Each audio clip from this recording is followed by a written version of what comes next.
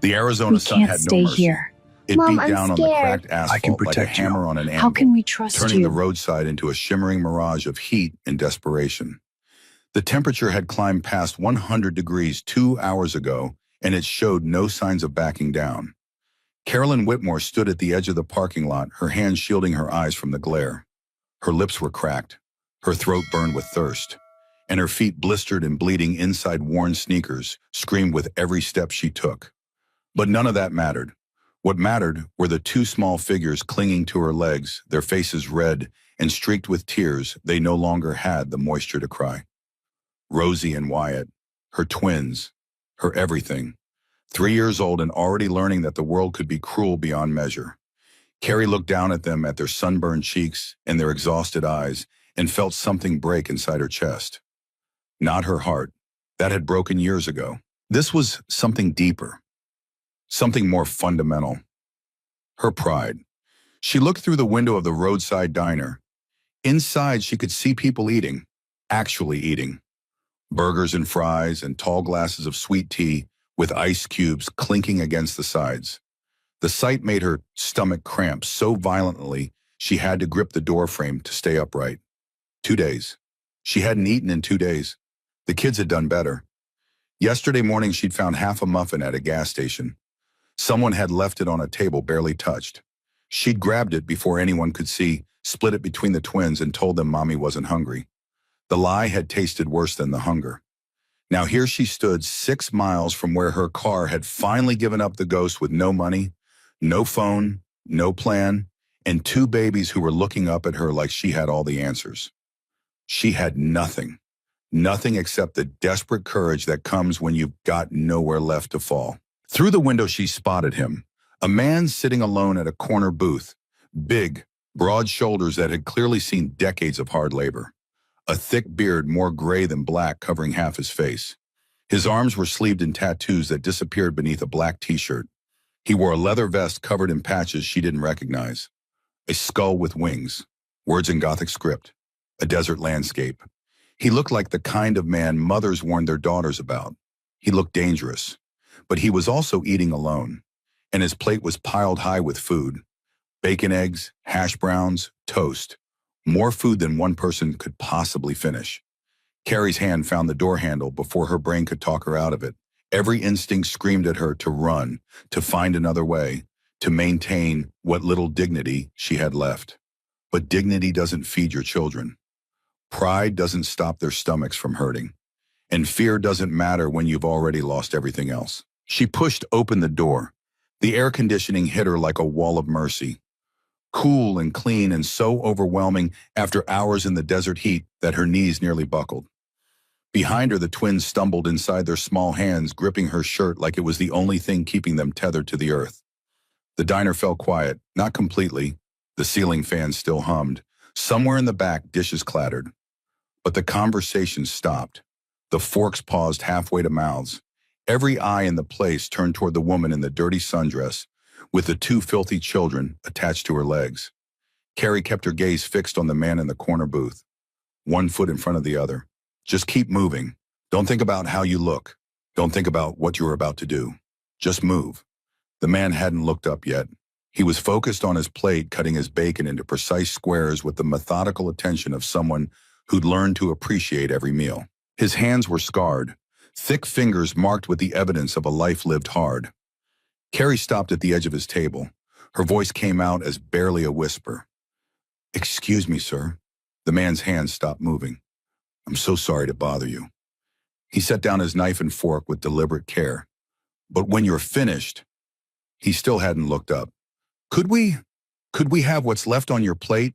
Those words hung in the air like a confession, like a prayer, like the last desperate gasp of a woman who had finally reached the end of everything she knew. The entire diner held its breath. Slowly, the man raised his head. He was wearing dark sunglasses, even indoors. The lenses were so black she couldn't see his eyes at all, couldn't read anything in that weathered face except the hard set of his jaw beneath that graying beard. Carrie's heart hammered against her ribs. She'd made a terrible mistake. "I'm sorry."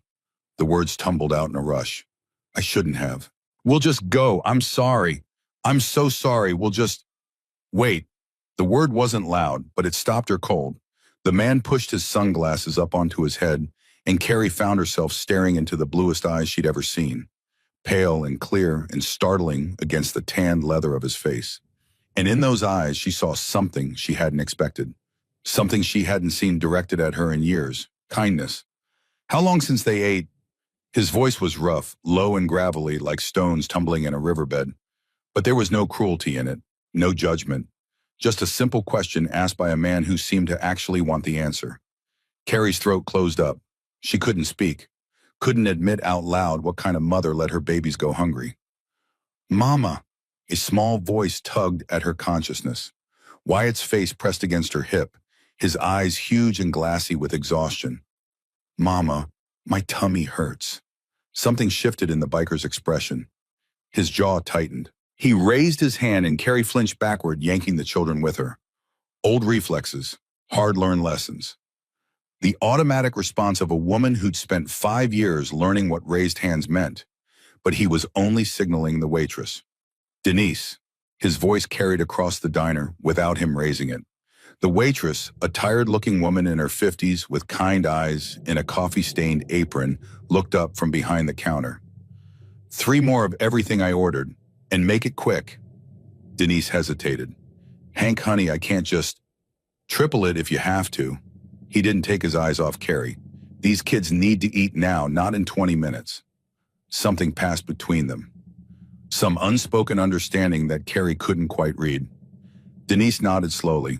All right, sugar, coming right up. The man called Hank stood. Carrie instinctively stepped back, pulling the children closer. He was massive, easily 6'3", with shoulders that could block a doorway. His boots were scuffed and worn. His jeans were faded. Everything about him spoke of a life lived rough and hard and without apology. But his movements were slow, careful, like he was trying not to spook a wounded animal, which Carrie supposed wasn't far from the truth. Sit, he said, gesturing to the booth across from his. Please.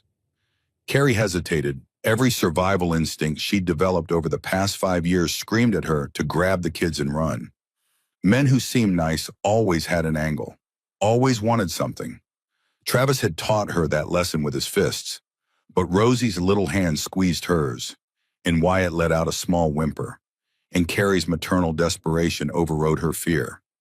She sat. Hank reclaimed his own seat and pushed his plate across the table toward them, still heaping with bacon and eggs and hash browns and toast, enough food to make her head spin. Start with this, he said. More's coming. We can't.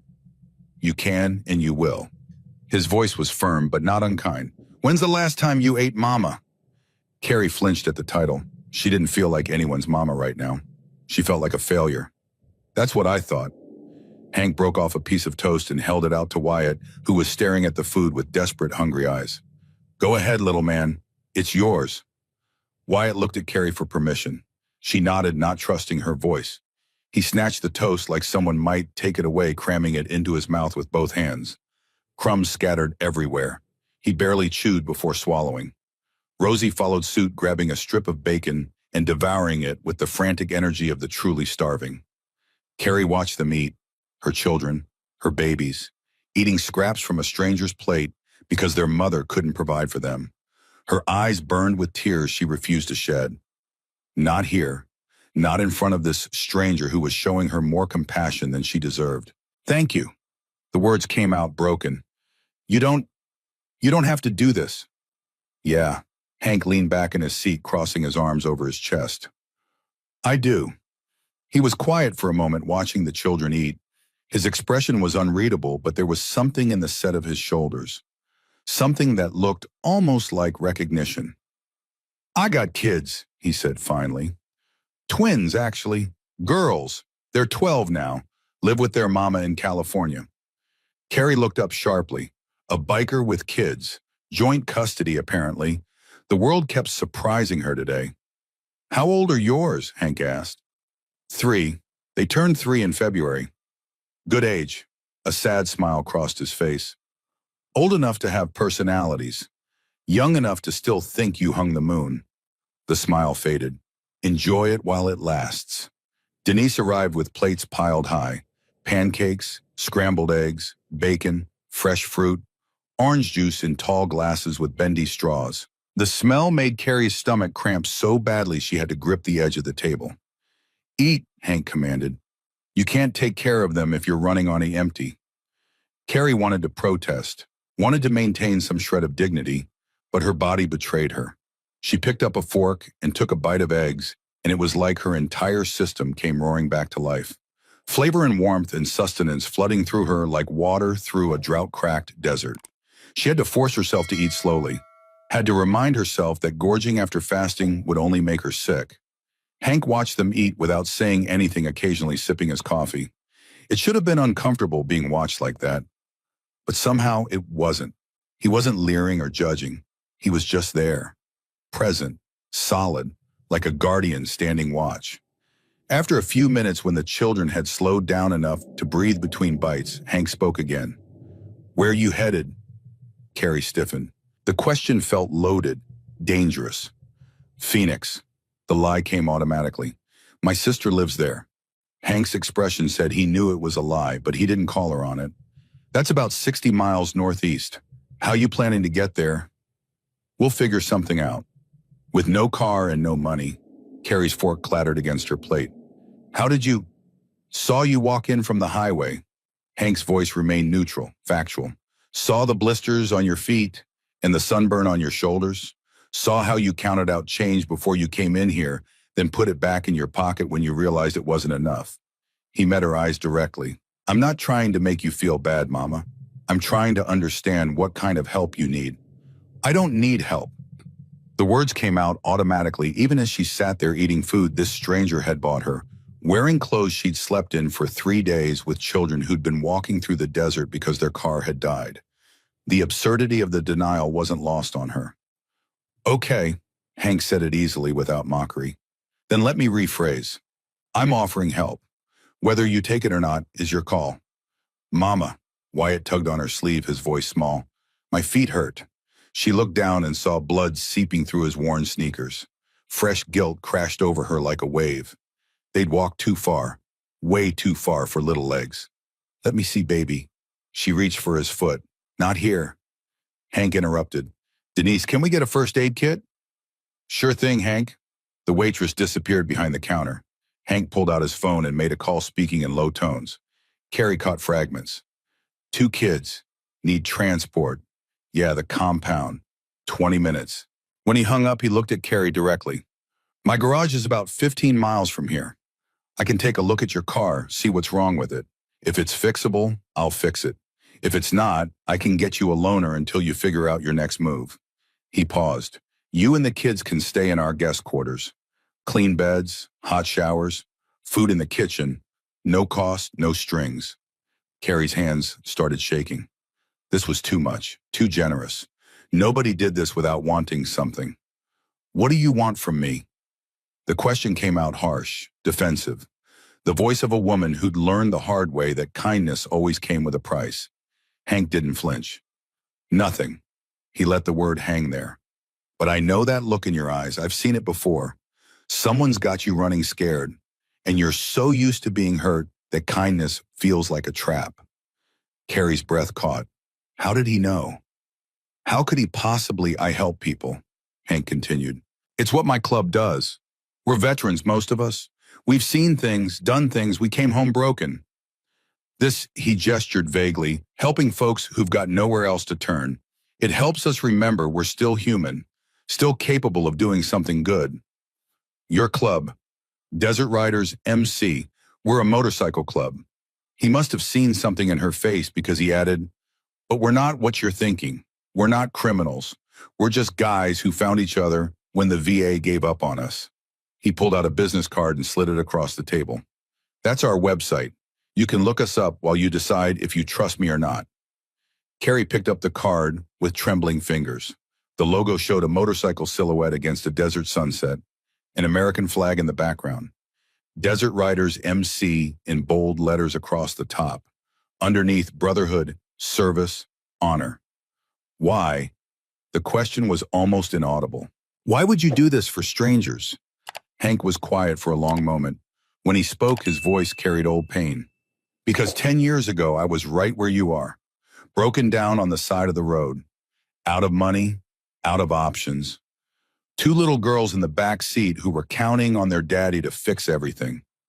He met her eyes, and nobody stopped. Nobody helped. The words hit Carrie like a physical blow. I counted them, Hank continued. 47 people walked past my truck in that Walmart parking lot. 47 people who saw a man with two toddlers, clearly in trouble, clearly desperate. And every single one of them looked away, crossed to the other side, pretended they didn't see. His jaw tightened. That's what people do, Mama. They look away, because helping is hard and messy and complicated. But being the 48th person, he paused, the one who stops. That's how you live with yourself. Carrie felt tears threatening again. What happened? She didn't know why she asked. After nobody stopped, Hank's expression went distant. I got desperate enough to steal.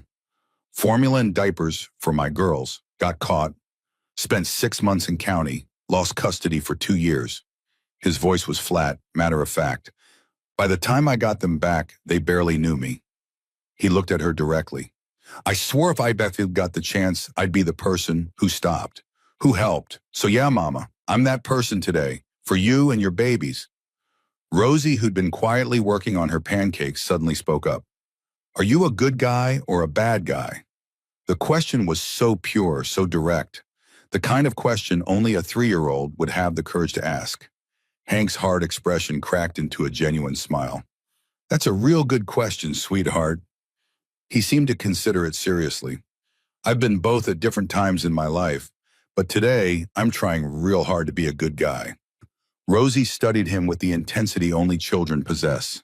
Then she held out her stuffed bunny. It was worn and faded, one ear flopping at an odd angle, doofing leaking from a seam in its belly. It had clearly been loved within an inch of its life.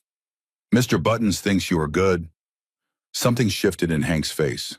He took the bunny with surprising gentleness, examining it with exaggerated care, turning it this way and that, holding it up to the light like it was a precious artifact. Well, Mr. Buttons looks like an excellent judge of character.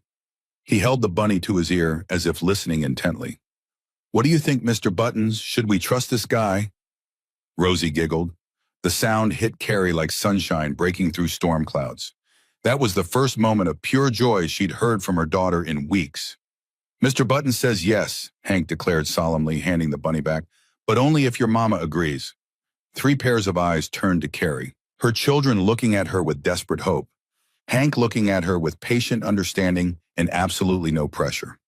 She thought about the alternative, walking back out to the highway with 2 exhausted, hurting children, trying to hitchhike with no phone, no money, no protection, hoping whoever stopped would be safe, knowing the odds of that were slim at best, or maybe trusting the scarred, tattooed biker who'd fed her children without asking for anything in return. Okay, the word came out as a whisper. Okay, but just until the car is fixed. Hank nodded. Just until the car is fixed. A rumble outside announced the arrival of another motorcycle. Through the window, Carrie saw a woman dismounting a massive Harley. She was in her 50s, silver-streaked auburn hair pulled back in a practical ponytail. She wore the same leather vest as Hank, her arms tanned and strong. That's Birdie, Hank explained. Brenda Callahan, but everyone calls her Birdie. She's our club secretary and about the closest thing we have to a den mother. He smiled slightly. She's got a soft spot for kids. Birdie walked in, assessed the situation with one sweep of her sharp blue eyes and immediately focused on the twins. Well, look at you, precious babies. She crouched down to their level, her voice warm and gentle. You've been on quite an adventure, haven't you? Wyatt nodded shyly. We walked a really long way. You did? Birdie's eyebrows rose in exaggerated amazement. You must be so brave and so strong. I bet you took care of your mama the whole time. Wyatt puffed up slightly. I helped carry the bag. A gentleman. I knew it the second I saw you. She straightened and turned to Carrie, her expression warm but knowing, like she could read every chapter of Carrie's story just by looking at her face. I'm Birdie. Hank tells me you need a safe place to land for a minute. I'm Carolyn. This is Rosie and Wyatt. Beautiful names for beautiful children. Birdie's voice turned serious but kind. Carrie, I was you 15 years ago. Different situation, same desperation.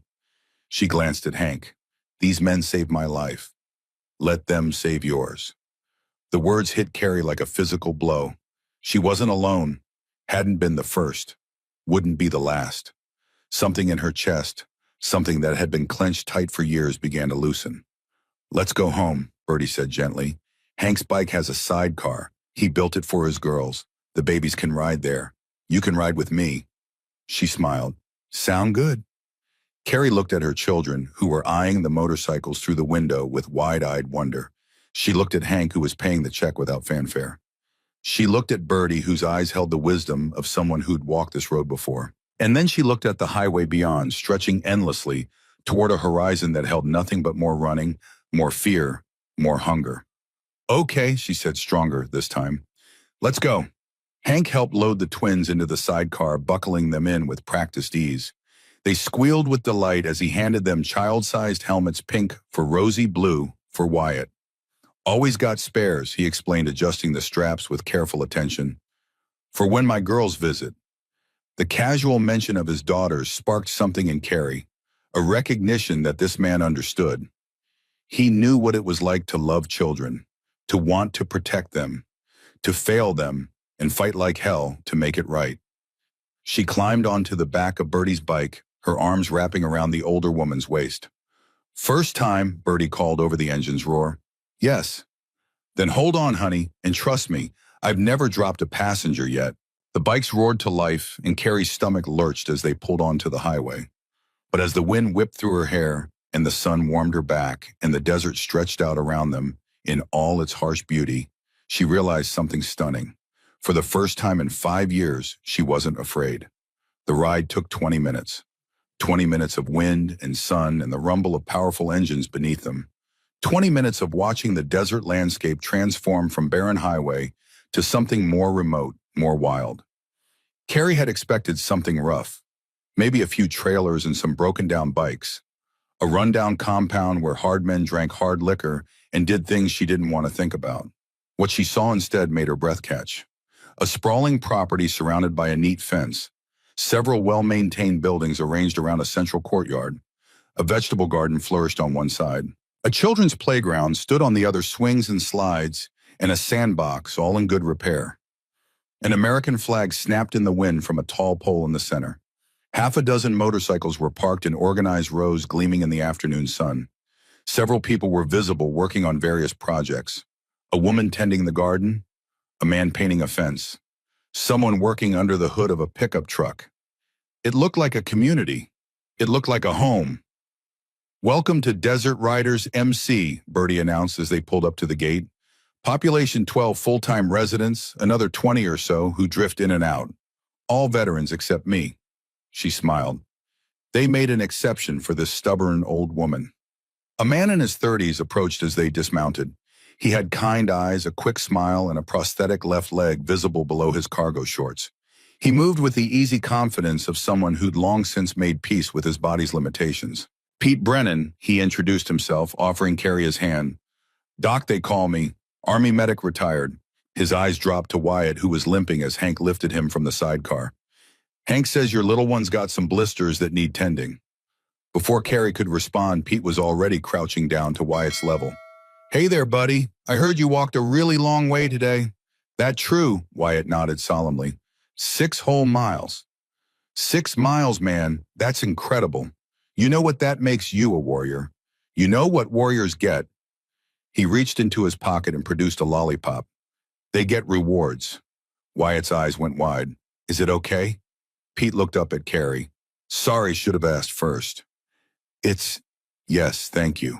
She watched as Pete handed lollipops to both children, then gently scooped Wyatt into his arms. Let's get you to the clinic, warrior. Fix up those feet of yours. Carrie moved to follow, but Bertie touched her arm. He's in good hands. Best medic in the state. You want to come with them, or you want me to show you where you'll be staying first? I'll come with them. She'd been separated from her children enough for one lifetime. Of course. The clinic was a small building that had clearly been converted from something else, maybe a storage shed or a workshop. Inside, it was clean, organized, and stocked with medical supplies, that would make some urgent care centers jealous. We get a lot of folks with service-related injuries coming through, Pete explained as he gently removed Wyatt's shoes. The boy whimpered but held still. Plus, some of the folks we help have been through rough situations. Good to have medical care on site. He worked with gentle efficiency, cleaning and bandaging the blisters on both children's feet. His hands were steady, his voice calm. He kept up a running commentary of silly jokes and questions that had both kids giggling despite their discomfort. As Pete worked, other members of the compound drifted by the open door.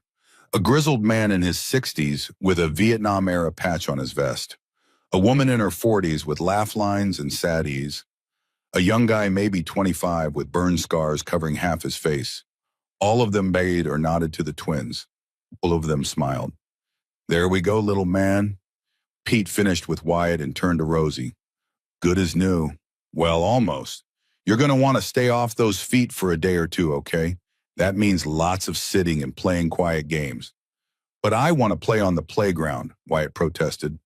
Tell you what, tomorrow if those blisters look better, I'll give you a piggyback ride out there myself. Deal. Deal. As Pete moved to treat Rosie, Hank appeared in the doorway. Guest house is ready. Ruth Ann made up the beds and stocked the kitchen. Ruth Ann turned out to be a stout woman in her late 50s with silver gray hair and the kind of face that had smiled so much the wrinkles had become permanent.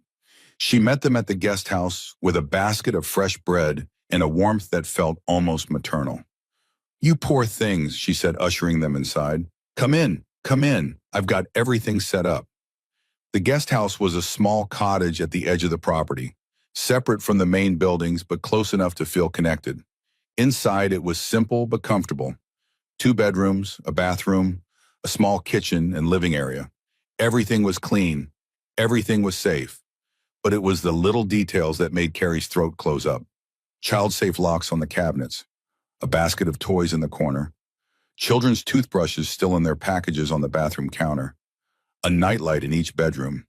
Someone had done this deliberately, thoughtfully, for them. Ruth Ann handles most of the domestic stuff around here, Hank explained from the doorway. He hadn't come inside, propriety maintained. She's one of us, Marine Corps vet, 3 deployments, has grandkids of her own back in Nebraska, loves any excuse to mother people. I don't know how to thank you, Carrie's voice broke on the words. Don't thank me yet.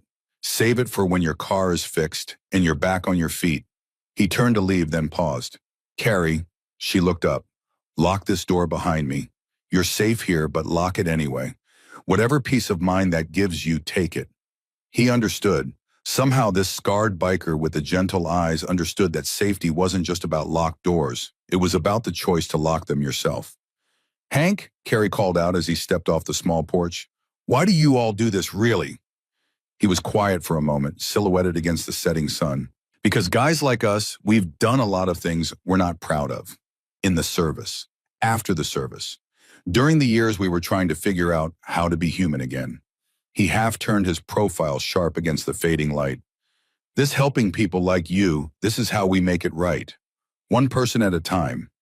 After he left, Carrie locked the door. The click of the deadbolt was the most satisfying sound she'd heard in years. She turned to find both twins already crashed on the small couch asleep despite the early evening hour. Exhaustion had finally claimed them. Their small bodies were relaxed in a way she hadn't seen in months. No tension, no fear, just the peaceful abandon of children who finally felt safe. She carried them one by one to the bedroom, tucked them into the clean sheets, kissed their foreheads. Then she walked to the bathroom, turned on the shower, and stepped under the hot water, fully clothed. She stood there until the water ran cold, washing away 2 days of highway dust, washing away 5 years of accumulated fear, washing away everything except the raw, exposed core of who she was without Travis's voice in her head. When she finally emerged stripped down and wrapped in a clean towel, she caught her reflection in the mirror. The woman staring back was a stranger. Gaunt cheeks, hollow eyes, a fading bruise on her collarbone that she'd forgotten was there. But there was something else too, something she hadn't seen in her own face for a very long time. Hope. She climbed into the other bed expecting the usual nightmares, the ones where Travis found them, where he dragged them back, where she wasn't fast enough or strong enough to protect her babies. But that night, for the first time since she'd fled, Carolyn Whitmore slept dreamlessly. She woke to sunlight streaming through clean windows and the sound of her children laughing. Actual, genuine laughter. She stumbled out of bed, heart pounding, and found them in the small living room playing with a wooden truck that definitely hadn't been there last night. A soft knock sounded at the door. Carrie checked the peephole, another new habit learned the hard way, and saw Ruth Ann standing outside with a covered basket. "Good morning, sweetheart," Ruth Ann called through the door. "I brought breakfast, and I'm not leaving until you eat every bite." Carrie opened the door to find the older woman balancing not one but 3 baskets. The smell of fresh pastries and bacon made her stomach growl audibly. "You must be Carrie," Ruth Ann bustled past without waiting for an invitation. "And these precious babies, Hank told me they were beautiful, but he undersold it." She set the baskets on the small kitchen counter and began unpacking. Fresh bread, eggs, fruit, milk for the little ones, and my famous cinnamon rolls because everyone deserves something sweet. "You didn't have to." "See, I know. Nobody has to do anything, but we do it anyway." Ruth Ann fixed Carrie with a knowing look. "That's what family does. And before you say you're not family, let me save you the breath. You're here, you're safe, and you're eating my cooking. That makes you family." She gestured firmly toward the small dining table. "Now sit." Carrie sat, overwhelmed by this force of nature in a flour-dusted apron. As Ruth Ann cooked, because apparently the food she'd brought wasn't enough, she talked. About the compound, about the members, about the rules. No drugs, no fighting. Everyone contributes somehow. "We help people who fall through the cracks," she explained, cracking eggs into a pan with practiced ease. "People the system forgot. People who've got nowhere else to turn." She talked about her own history, 20 years in the Marines, 3 deployments to places she still couldn't talk about, a marriage that didn't survive her service, a son who died in Afghanistan. "When I came home after that," Ruth Ann said quietly, "I wanted to die. Couldn't see the point in living when my boy was gone. But Hank, he found me, brought me here, gave me a reason to keep going." She plated up the food with the efficiency of someone who'd fed crowds. "And Hank," she continued, "Hank is the best of us. That man has been to hell 3 times over, and somehow he came back kinder each time. When he says you're safe here, you're safe here. Understand?" "I understand," Carrie whispered. "Good, now eat. Then Hank's gonna look at your car, and whatever happens, whatever you need, you tell me." Ruth Ann's eyes met hers directly. "I've been where you are, honey. We all have, one way or another." The breakfast was the best thing Carrie had tasted in years. As she ate, watching her children happily demolish cinnamon rolls, she felt something unfamiliar stirring in her chest. Not just hope now, something stronger. Maybe, just maybe, they were going to be okay. An hour later, Hank arrived to take her to the garage. Ruth Ann offered to watch the twins. "They can help me in the garden, learn where vegetables come from." Carrie hesitated, but only for a moment. Then she agreed. The garage was a large metal building at the far end of the compound. Inside, it looked like every mechanic's dream. Tools organized on pegboards. Multiple vehicles in various states of repair. The smell of oil and metal and honest work. Carrie's Honda was already there, hood up, 2 men she didn't recognize working on it. "Had Pete tow it in last night after you went to sleep," Hank explained.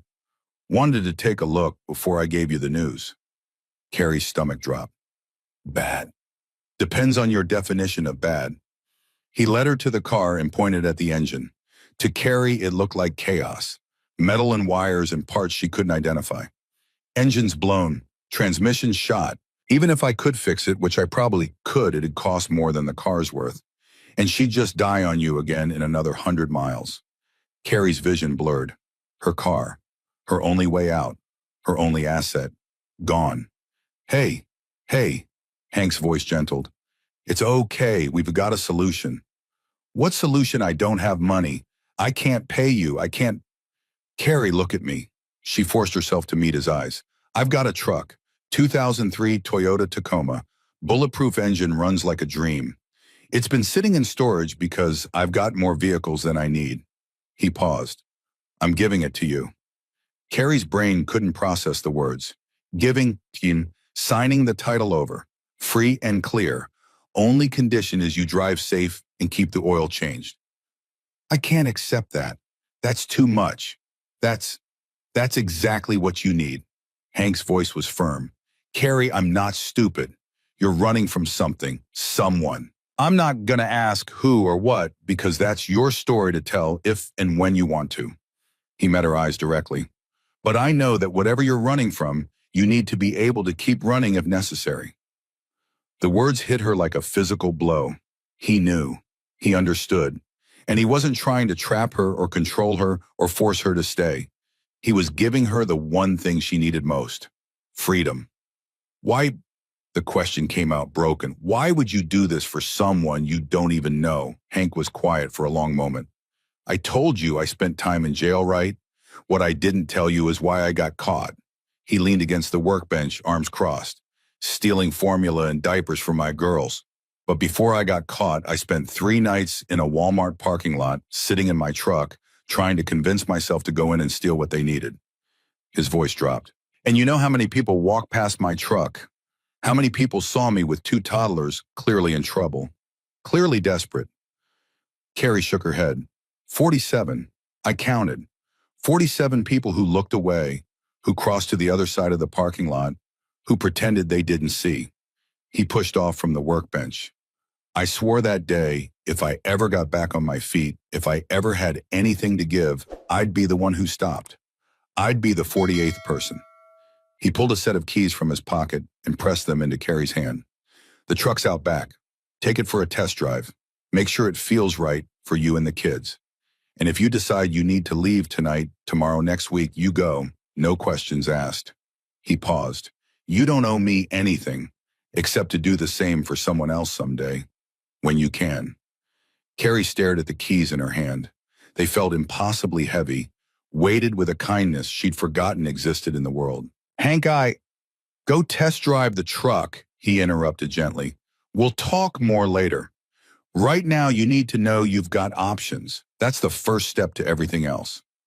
The truck was beautiful, dark blue, well-maintained. The engine purred to life like a promise.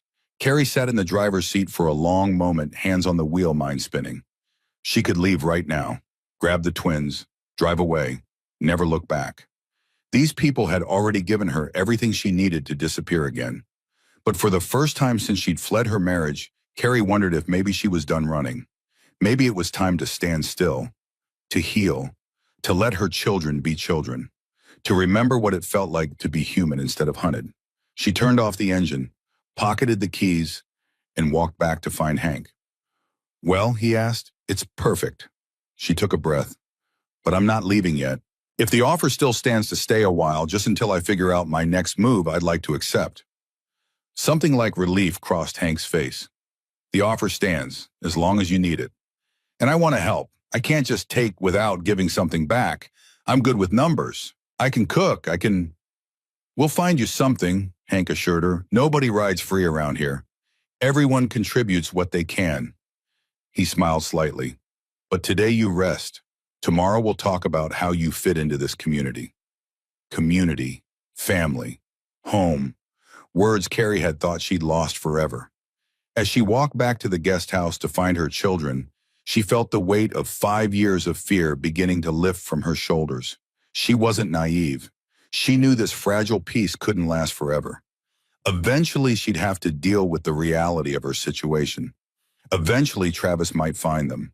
But today, her children were safe. They were fed. They were laughing in a garden, learning to plant tomatoes with a woman who treated them like her own grandchildren. And maybe just for today, that was enough. She found Rosie and Wyatt covered in dirt, their small hands helping Ruth Ann pat soil around tiny seedlings. They looked up when she approached, their faces bright with joy.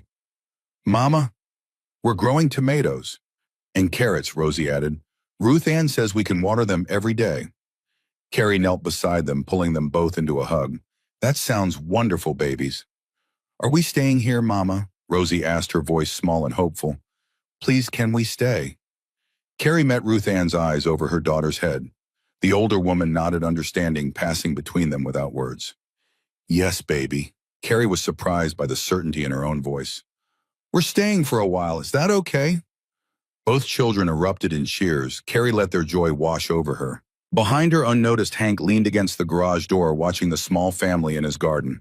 His phone buzzed with a text from Pete. "Car was tampered with, fuel line cut, wasn't natural death, someone wanted it to fail. Want me to dig deeper?" Hank's jaw tightened. He typed back, "Not yet, but keep your eyes open. If someone's hunting her, we need to know before they find her." He deleted the message thread and pocketed his phone. Then he walked back into the garage to finish the work that never ended. Because Carolyn Whitmore might think she was safe now. But Hank had been around long enough to know the truth. The most dangerous time for a woman leaving an abusive relationship was right after she left. And if someone was looking for Carrie, and her twins Hank and his brothers would make damn sure they never found them. The hunt was over for Carrie, but for Hank, it was just beginning. The first 3 days passed in a blur of small kindnesses that felt like miracles. Carrie woke each morning expecting to find it had all been a dream. But there was always coffee brewing in Ruth Ann's kitchen, always the sound of her children laughing somewhere on the compound, always someone stopping by to check on her, to bring food, to offer help she hadn't asked for but desperately needed. Rosie and Wyatt took to the compound like they'd been born to it. They raced between the garden and the playground with the other children who drifted through, kids of members or visitors, or people passing through on their way to somewhere safer. For the first time in their short lives, they had room to run, room to be loud, room to be children. On the fourth morning, Hank knocked on the door at 7 sharp. "Time to earn your keep," he said, but his eyes were smiling. "We've got bookkeeping that's about 6 months behind, and Ruth Ann tells me you mentioned being good with numbers." Carrie followed him to the main building, a converted warehouse that served as office, meeting hall, and common area. Inside, she found chaos, receipts stuffed in shoeboxes, invoices scattered across a desk, a computer that looked like it hadn't been updated since 2010. "Pete handles our finances," Hank admitted, "but he's better with bullet wounds than spreadsheets. We're legit, pay taxes, file paperwork, the whole deal. We just suck at organizing it." Carrie sat down at the desk and started sorting. Within an hour, she'd created a system. Within 2 hours, she'd identified 3 unpaid invoices that were past due. By lunch, she had a preliminary budget worked out that made Hank whistle low. "You're seriously undercharging for your mechanical work," she told him, pointing at the screen.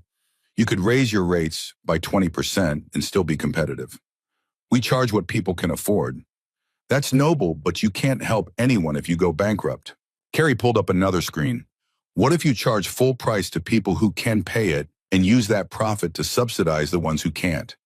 You'd still help the same people, but you'd also build a financial cushion for emergencies." Hank stared at her. "You did this professionally." "I used to, before." Carrie stopped. She wasn't ready to talk about before. "I worked as a bookkeeper for a small business. It wasn't much, but I was good at it." "You're hired in," Hank said immediately. 20 hours a week, whatever schedule works with the kids.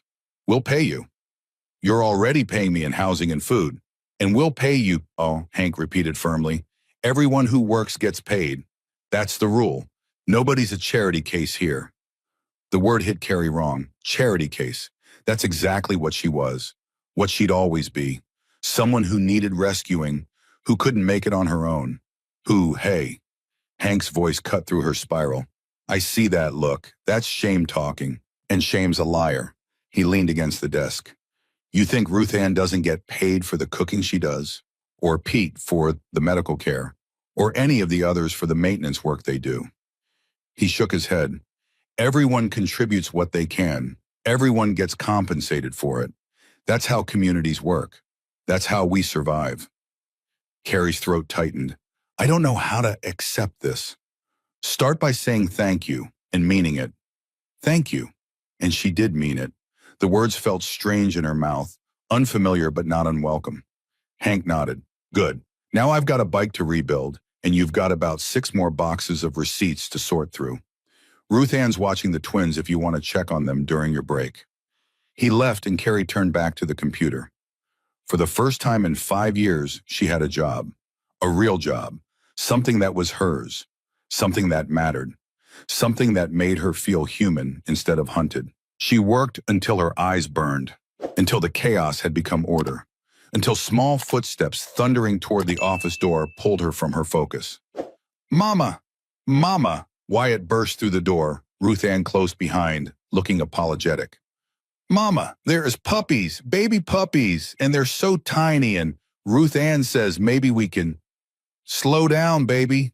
Carrie laughed, actually laughed, catching him as he crashed into her legs. What's this about puppies? One of our members breeds service dogs, Ruth Ann explained. German shepherds. She brought a new litter by to socialize them. She smiled. Your two have been very gentle. Very good. Can we have one? Rosie appeared behind Wyatt, her eyes enormous with hope. Please, Mama, please, I'll take care of it and walk it and feed it, and we can't afford. Carrie stopped. Old reflexes, old fears. They lived here now. Things were different. Let me think about it, okay? That's a big responsibility. I'm responsible, Wyatt insisted. I'm very responsible. The earnestness in his voice made Carrie's heart crack open. 3 years old and already worried about proving his worth, already learning that love came with conditions. I know you are, baby. She pulled him close. But let's wait a little bit, okay? We're still settling in. The disappointment on their faces made her want to take it back to give them everything they wanted.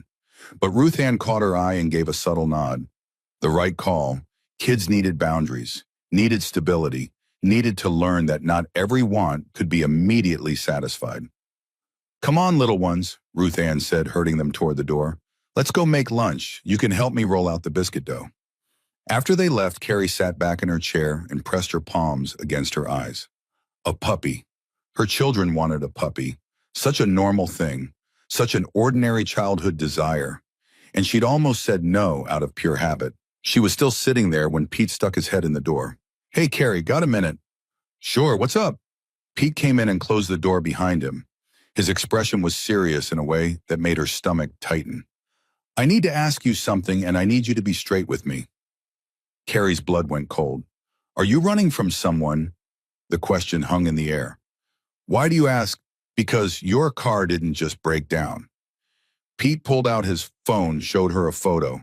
This is your fuel line. See that cut? Someone did that. Not all the way through, that would have been too obvious. Just enough that it would fail after about 50, 60 miles of driving. The room tilted. Carrie gripped the edge of the desk. That's not possible. Nobody knew we were leaving. I didn't tell anyone. I was so careful. I believe you, Pete said quickly. But someone found out anyway. Someone who wanted your car to fail but didn't want it to look like sabotage. Someone who maybe thought you'd break down somewhere isolated. Somewhere you'd have to call for help. Travis, the name tasted like poison. My husband. The word came out strangled. Ex-husband. We're not divorced yet, but does he have reason to come looking for you? Carrie's laugh was bitter. He told me if I ever tried to leave, he'd find me and kill me. And then he'd take the twins somewhere I'd never find them. Her voice dropped to a whisper. He meant it, Pete. He's done it before. To his first wife. She disappeared 6 years ago. Everyone said she ran away. But I know he... Her voice broke. Pete's jaw tightened. Did you report this to the police? With what proof? He's careful. He's smart. And he's got friends in the sheriff's department back home. Carrie's hands were shaking now. I thought I was being paranoid. I thought maybe the car just broke down naturally. But if you're right, if he did this, then he knows which direction I was heading. He knows where I am. Hey, Pete pulled up a chair. Breathe, you're safe here. That's first and most important. But we need to tell Hank. We need to put everyone on alert. No, the word came out sharp. If I tell Hank, if everyone knows, then I become a problem. A liability. He'll ask me to leave because I'm putting everyone in danger. Carrie, stop. Pete's voice was firm but kind. That's not how this works. That's not how Hank works. You think you're the first person who showed up here running from violence. You think we haven't dealt with angry exes and dangerous situations before. This is different. Travis isn't just some angry drunk. He's methodical. He's patient. He's dangerous. I get it, which is exactly why we need to know what we're dealing with. Pete stood. I'm telling Hank today. You can be there or not, but he needs to know. Carrie wanted to argue, wanted to grab her children and run, wanted to disappear before she could be thrown out before Travis could find them. But her body was exhausted from running. Her heart was exhausted from fear. And some small part of her, the part that had been growing stronger since she arrived here, wanted to believe that maybe, just maybe, she didn't have to face this alone. "I'll tell him," she said quietly. "Let me tell him." Pete nodded. "He's in the garage. Want me to come with you?" "No, I need to do this myself." The walk to the garage felt like walking to an execution. Carrie's mind raced through scenarios. Hank would ask her to leave. Or worse, he wouldn't ask, he'd just make it clear she wasn't welcome anymore. That she'd brought danger to his doorstep, threatened his community, betrayed his trust. She found him under a Harley grease smeared across his forearms, completely absorbed in his work. For a moment, she almost turned around, almost ran, almost took the easy coward's way out. Instead, she cleared her throat. Hank rolled out from under the bike, his face lighting up when he saw her. "Hey, how's the bookkeeping going? Find all my financial disasters yet?" "Hank, I need to talk to you about why I'm really here." His expression shifted instantly from friendly to serious. He stood, wiped his hands on a rag, and gestured to the small office at the back of the garage. Inside, he closed the door and waited. Not pushing, just present. Carrie took a breath. "My husband's name is Travis Whitmore. We were married 5 years ago. He seemed perfect at first, charming, successful, attentive. But after Rosie and Wyatt were born, things changed." She told him everything. The drinking, the violence, the isolation from everyone who might have helped her. The night Travis hit Wyatt, the threat, the flight, and now the discovery that her car had been sabotaged. When she finished, Hank was silent for a long moment. Then he spoke. "Does Travis know where you are now?" "No, I don't think so. But Pete thinks..." "Pete's right. If Travis sabotaged your car, he's tracking you somehow." Hank pulled out his phone. "We need to assume he knows you're somewhere in Arizona. We need to assume he's looking. And we need to be ready." Carrie's vision blurred. "Hank, I can't ask you to. I'll leave tonight. I'll take the truck you gave me and I'll disappear." "No." The word was absolute. "Carrie, I need you to hear me. Are you listening?" She nodded, not trusting her voice. "You're not leaving. You're not running. You're staying here where you're safe, where your kids are safe, where we can protect you." His voice softened slightly. "This is what we do. This is literally why this place exists. About 60% of the people who come through here are running from violence. We know how to handle this. But if he finds me, then he'll find 12 combat veterans standing between him and you. And trust me, that's not a fight he wants." Hank stood. "But we're getting ahead of ourselves. First, we need information. I've got a friend who's a private investigator, used to be DEA. He can find out where Travis is, what he's doing, whether he's filed any kind of report about you and the kids. I don't have money to pay." "Carrie," Hank's voice was gentle but firm. "Stop. Stop trying to figure out how to do this alone. You're part of this community now. That means when you've got a problem, we've got a problem, and we handle our problems together." The words broke something in Carrie, something that had been holding her together through pure willpower and terror. She started crying. Not pretty tears, ugly, gasping sobs that felt like they'd been trapped in her chest for years. Hank didn't try to comfort her with touch. He just handed her a clean shop rag and waited while she cried herself out. "I'm sorry," she finally managed. "I'm sorry. You're just dealing with 5 years of trauma that you've been holding back because you couldn't afford to fall apart." Hank's voice was matter of fact. "Believe me, I get it. Every person here gets it." He paused. "You want to know what I did the first week after I finally got sober? I cried in the shower every morning for 6 days straight. And that was after I was safe, after the danger was over." He met her eyes. "Your danger isn't over yet, so you're actually handling this better than I did." Carrie wiped her face with the rag. "What do we do now?" "Now we call a family meeting. Get everyone on the same page. Set up security protocols." He opened the office door. "And we make sure your kids don't see you scared. Kids pick up on that. They need to see you strong, even if you're faking it." "I'm so tired of faking it." "I know, but you're good at it. You got your kids this far. You kept them alive and safe through 5 years of hell." Hank met her eyes. So you can keep faking it a little longer, until you don't have to anymore. The family meeting happened that evening after the twins were asleep. Carrie sat in the main hall surrounded by 12 hardened veterans, men and women who'd seen combat, who'd faced down enemies in places most Americans couldn't find on a map. And instead of feeling afraid, she felt something she hadn't felt in years, protected. Hank laid out the situation without drama or exaggeration. Pete showed the photos of the sabotaged fuel line. Bertie added that she'd noticed a pickup truck with Oklahoma plates parked down the road yesterday, though it had left before she could get the full license number. Could be coincidence, Bertie said, but I don't believe in coincidences. Neither do I, said a grizzled veteran named Colt. If this guy's tracking her, he's probably doing surveillance, testing our security, seeing what he's up against. So we show him what he's up against. A woman named Viper, her voice hard as steel. We make it real clear that Carrie and her kids are under protection. Make him think twice before he tries anything. Carefully, Hank warned. We can't do anything illegal. We can't give him ammunition to use against us or against Carrie. Everything we do has to be by the book. Then we call Kate, Pete suggested. Get the legal side handled. Restraining orders, custody documentation, everything official. Already did. Hank pulled out his phone. She's coming tomorrow.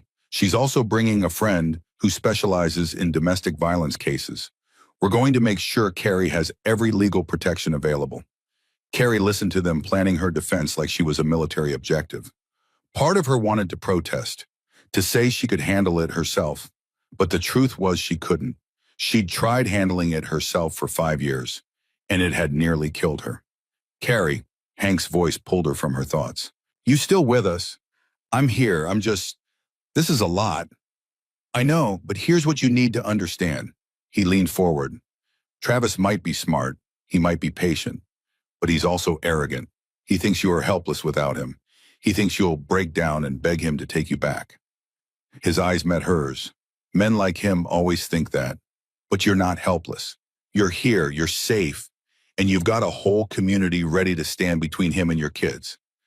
That's not helpless. That's strength. He has rights, Carrie said quietly. Legally, he's their father. He could file for custody. He could. Kate will handle the legal side, Hank assured her, but Carrie, you need to understand something. Courts don't look kindly on men who hit their kids. If we document what happened to Wyatt, if we get medical records, witness statements, there are no medical records. The admission burned. I was too scared to take him to the hospital. Then we get them now. When Pete spoke up, I'm a licensed RN. I can document the healing injuries. It's not as good as immediate evidence, but it's something. And your sister, Bertie added, the one in Phoenix, does she know what Travis did to you? Some, not everything. Can she testify on your behalf? Carrie hesitated. Megan had been urging her to leave for years, but they'd grown distant. Travis had made sure of that, slowly cutting off Carrie's contact with anyone who might help her. Maybe. I haven't talked to her in over a year. We'll call her, Hank decided. Tomorrow with Kate present. We're building a case, Carrie. A real case. We're not just hiding you. We're making sure that if this goes to court, you win. The meeting continued for another hour. Each member contributed ideas and resources. Colt would install additional security cameras. Viper would teach Carrie basic self-defense. Ruth Ann would homeschool the twins temporarily, keeping them on the compound where they'd be safe. Pete would document every bruise, every scar, every piece of evidence Carrie carried on her body. By the time it ended, Carrie felt simultaneously overwhelmed and oddly calm. She wasn't alone anymore, wasn't fighting this battle by herself. And for the first time since she'd married Travis Whitmore, she allowed herself to believe that maybe she could actually win. Hank walked her back to the guest house under a sky full of stars. You're quiet, he observed. I'm processing. Carrie looked up at the constellations. 5 years I spent thinking I deserved what he did to me, that I'd made bad choices and had to live with the consequences, that if I just tried harder, loved him better, didn't make him angry. Stop, Hank's voice was sharp. That's his voice in your head, not yours, and it's a lie. I know that now. Intellectually I know, but you don't feel it yet. He nodded. I get it. Took me 3 years of therapy to stop believing I was worthless because my old man said so, and my drill sergeant confirmed it. He stopped walking. Want to know what finally convinced me they were wrong? What? My daughters. When they were 8, Emma, my older one, by 3 minutes, asked me why I always said sorry for everything, why I apologized for existing. His voice thickened, and I realized she was watching me, learning from me, learning that she should apologize for existing too. He paused. That was the day I decided I had to change. Not for me, for them, because they deserved a father who knew his own worth. Carrie understood perfectly. I have to change for Rosie and Wyatt. You have to change for you, Hank corrected gently. But yeah, they're a pretty good motivation. They reached the guest house and Carrie paused at the door. Hank, thank you for everything, for believing me, for not making me prove I deserve help. Nobody has to prove that. He stepped back. Everybody deserves help. That's just being human. He turned to leave, then stopped. Carrie, one more thing. That truck Bertie saw, if it comes back, if anyone approaches you when you're outside the compound, you run. Don't talk to them. Don't try to reason with them. You run and you scream for help. Every single person here will come running. You understand? Carrie nodded, fear creeping back in. Do you really think he's that close? I think he's closer than we want him to be. Hank's voice was steady, but that's okay, because we're ready for him. After he left, Carrie checked on the twins. They were sleeping peacefully. Wyatt's lip, the one Travis had split open, had healed completely. Rosie's small body was relaxed, no longer curled into the defensive ball she'd slept in back in Oklahoma. They were thriving here, blooming like flowers that had finally found good soil. Carrie wouldn't let Travis take this from them. Wouldn't let him drag them back to that house of fear and violence. She'd die first. But as she climbed into her own bed, she realized she didn't want to die. For the first time in years, she wanted to live, wanted to fight, wanted to build something new from the ashes of what she'd lost. And tomorrow, with Kate's help and Hank's support and the entire Desert Riders community behind her, that's exactly what she'd start doing. Outside in the darkness beyond the compound fence, a pickup truck with Oklahoma plates idled on the access road. Inside, Travis Whitmore watched the lights go out in the guest house and smiled. He'd found them. Finally found them. And soon, very soon, he'd remind his wife exactly what happened to women who tried to leave him. He put the truck in gear and drove away, already planning his next move. The hunt wasn't over. It was just beginning. The alarm shrieked through the compound at 4:30 in the morning. Carrie's body moved before her mind caught up. She was out of bed and stumbling toward the twins' room before she even registered what was happening. Her heart slammed against her ribs. Her breath came in sharp, painful gasps. Rosie and Wyatt were already awake, crying, confused by the noise and the flashing red lights outside their window. It's okay, babies.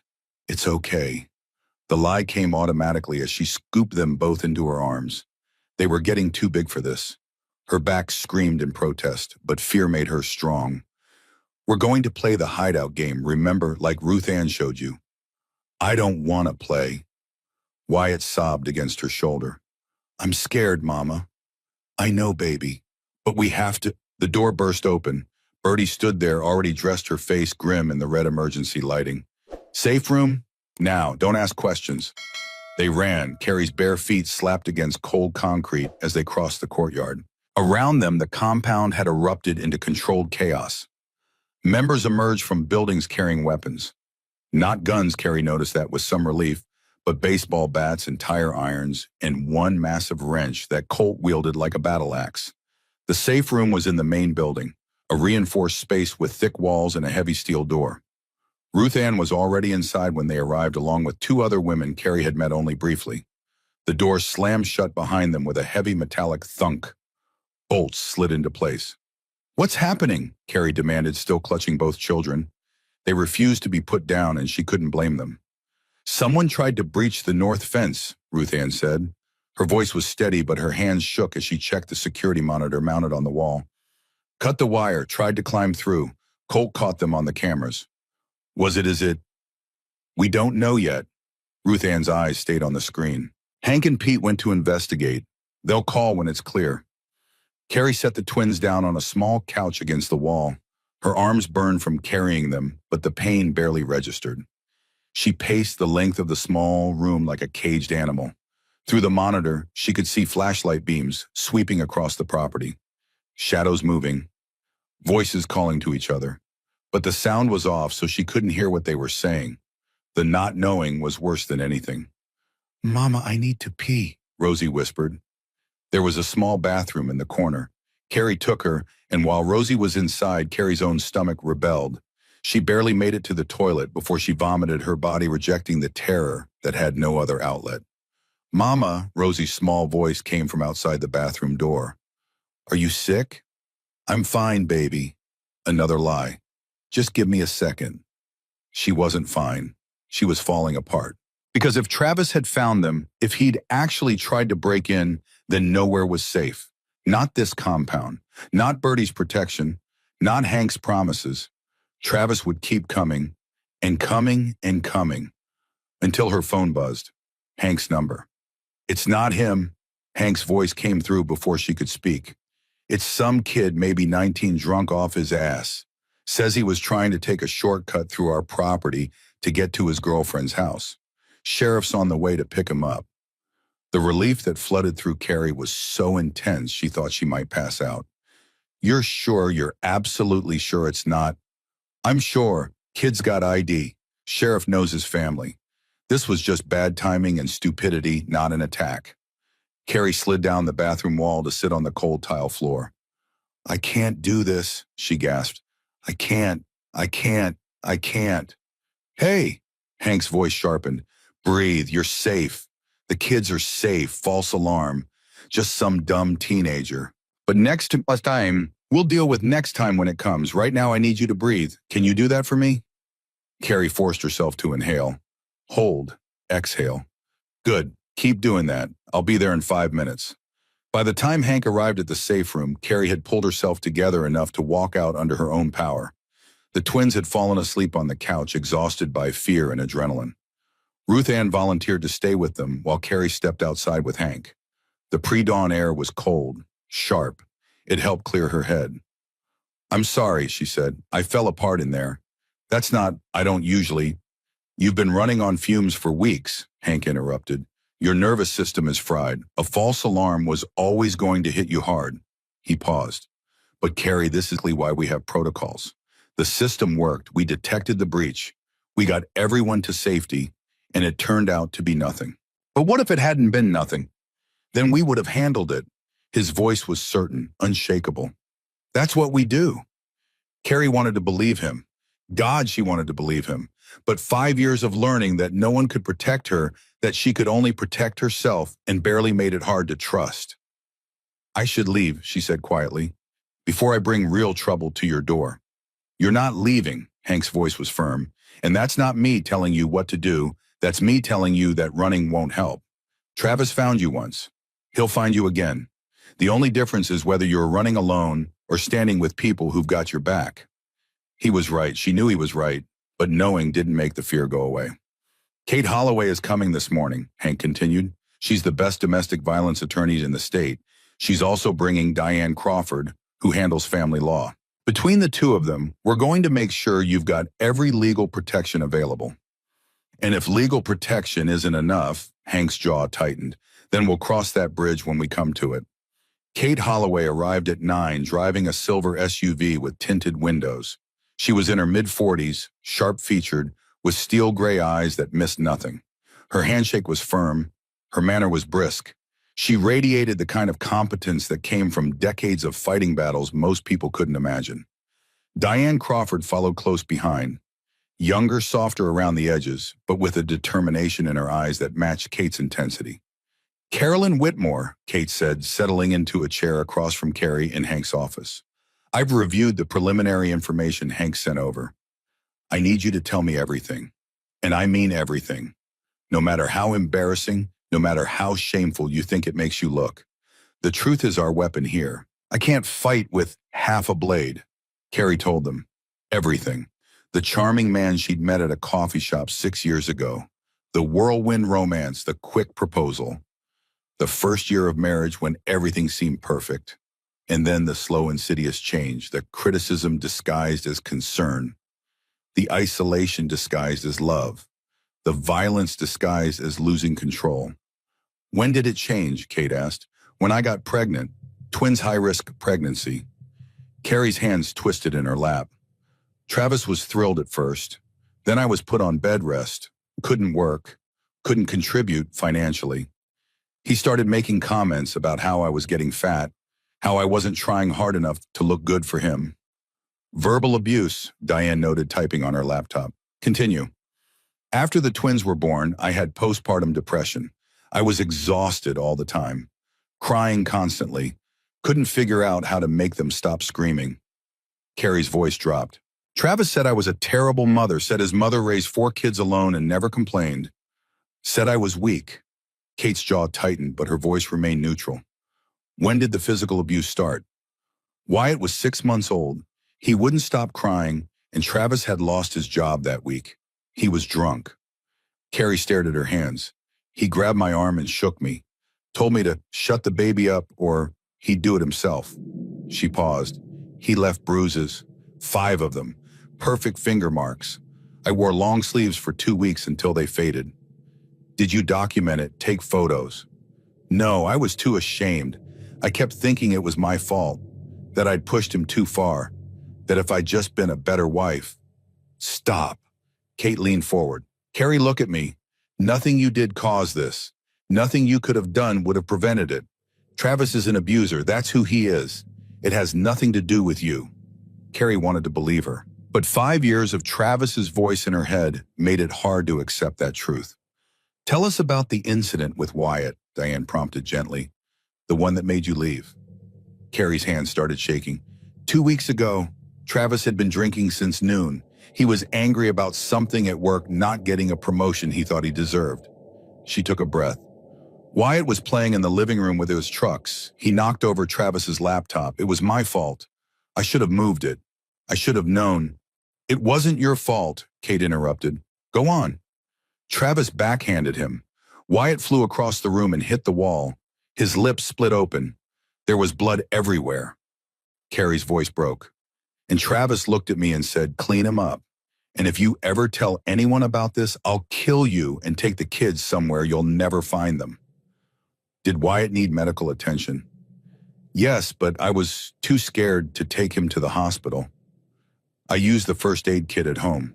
His lip healed, but Carrie looked at Kate desperately. I failed him. I should have taken him to the hospital. I should have reported it, but I was so scared that Travis would make good on his threat, that I'd lose them forever. You made the decision you needed to make to survive, Kate said firmly. And then you made the brave decision to leave. That's what matters now. She pulled out a folder. Okay, here's what we're going to do. First, we're filing for an emergency protection order. Arizona has strong domestic violence laws. If we can demonstrate that Travis poses a credible threat, we can get an order that prevents him from coming within 500 feet of you or the children. He violated the last restraining order I tried to get, Carrie said. Back in Oklahoma, his friend in the sheriff's department made it disappear. This isn't Oklahoma. Kate's smile was sharp. And Judge Margaret Wheeler, who will hear this case, is a former prosecutor who specialized in domestic violence. She doesn't tolerate abusers. Her eyes glinted. Trust me, Travis is not going to charm his way out of this one. Second, Diane continued, we're filing for emergency custody.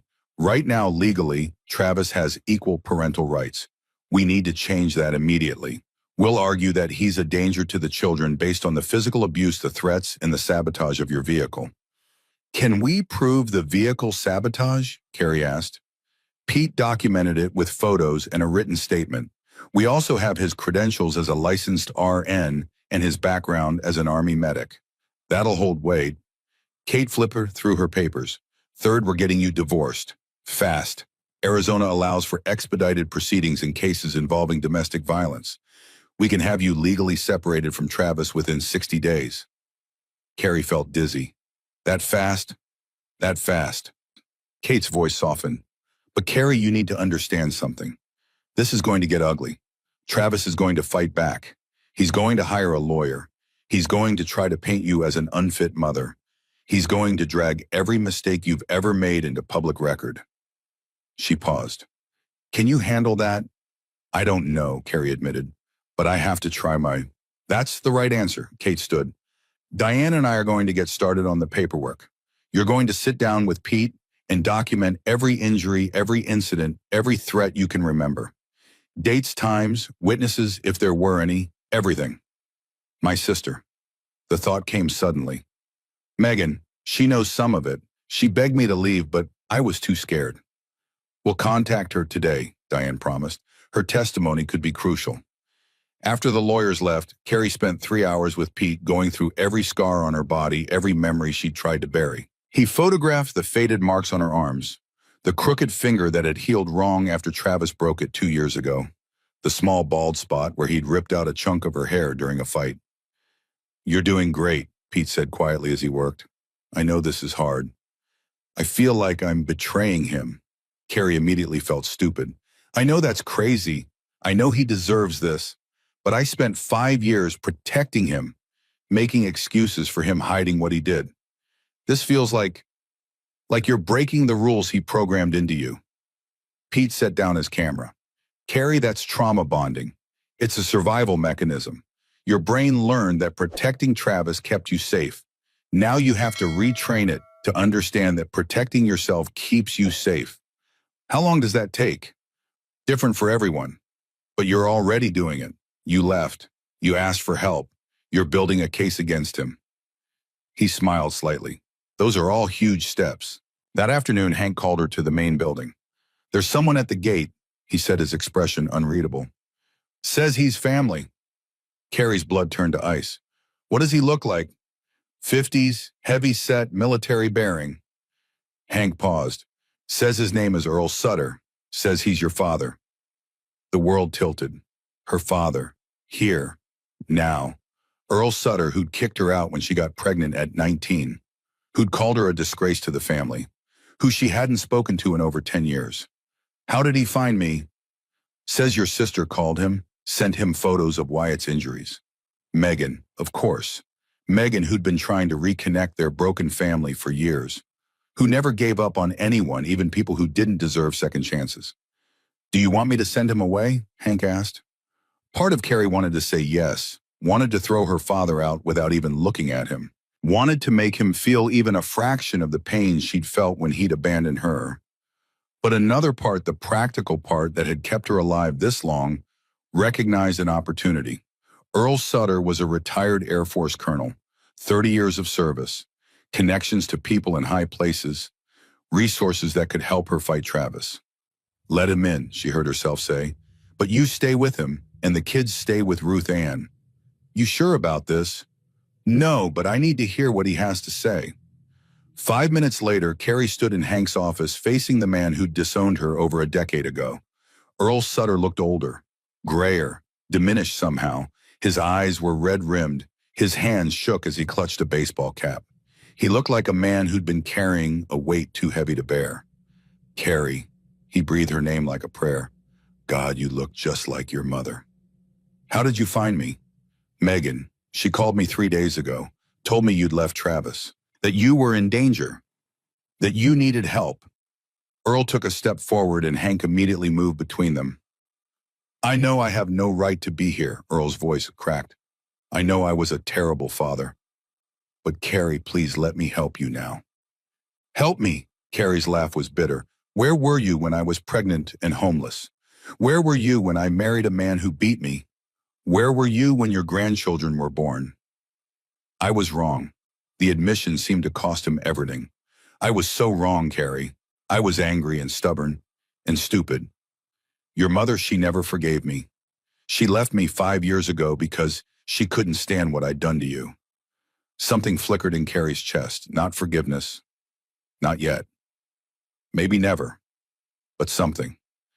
I've spent every day since then regretting it, Earl continued, knowing I drove away my own daughter, knowing I missed my grandchildren's births because of my pride.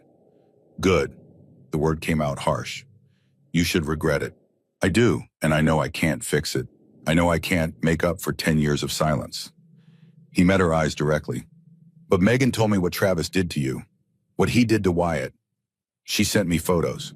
His hands clenched, and I realized my grandson looks just like you did at that age. And I thought about someone hurting him the way I... He stopped, swallowed hard. I couldn't breathe, couldn't sleep, couldn't live with myself. So you came here to ease your guilty conscience? No. Earl's voice steadied. I came here to help. I'm retired Air Force 30 years. I've got connections, resources, a lawyer on retainer who specializes in military family law. He pulled out a business card. I can make calls to the FBI about the vehicle sabotage that's a federal crime since it crossed state lines. I can provide financial support for your legal fees. I can testify about Travis's character if it comes to that. Carrie stared at her father. Part of her wanted to throw him out, to make him feel even a fraction of the rejection she'd felt. But she wasn't stupid enough to turn down help when her children's lives were at stake. I don't need your money, she said finally. I have help. I have people who actually showed up when I needed them, not 10 years too late. I know, and I'm grateful they did. Earl glanced at Hank. Thank you for protecting my daughter when I didn't. That's not for you to thank me for. Carrie studied her father for a long moment. If you want to help, she said slowly, really help. Here's what I need. Travis has friends in law enforcement in Oklahoma. He has connections. He's going to try to discredit me, make me look unstable or unfit. Can you counter that? Earl straightened. My former CO is now a general at Fort Huachuca, 30 miles from here.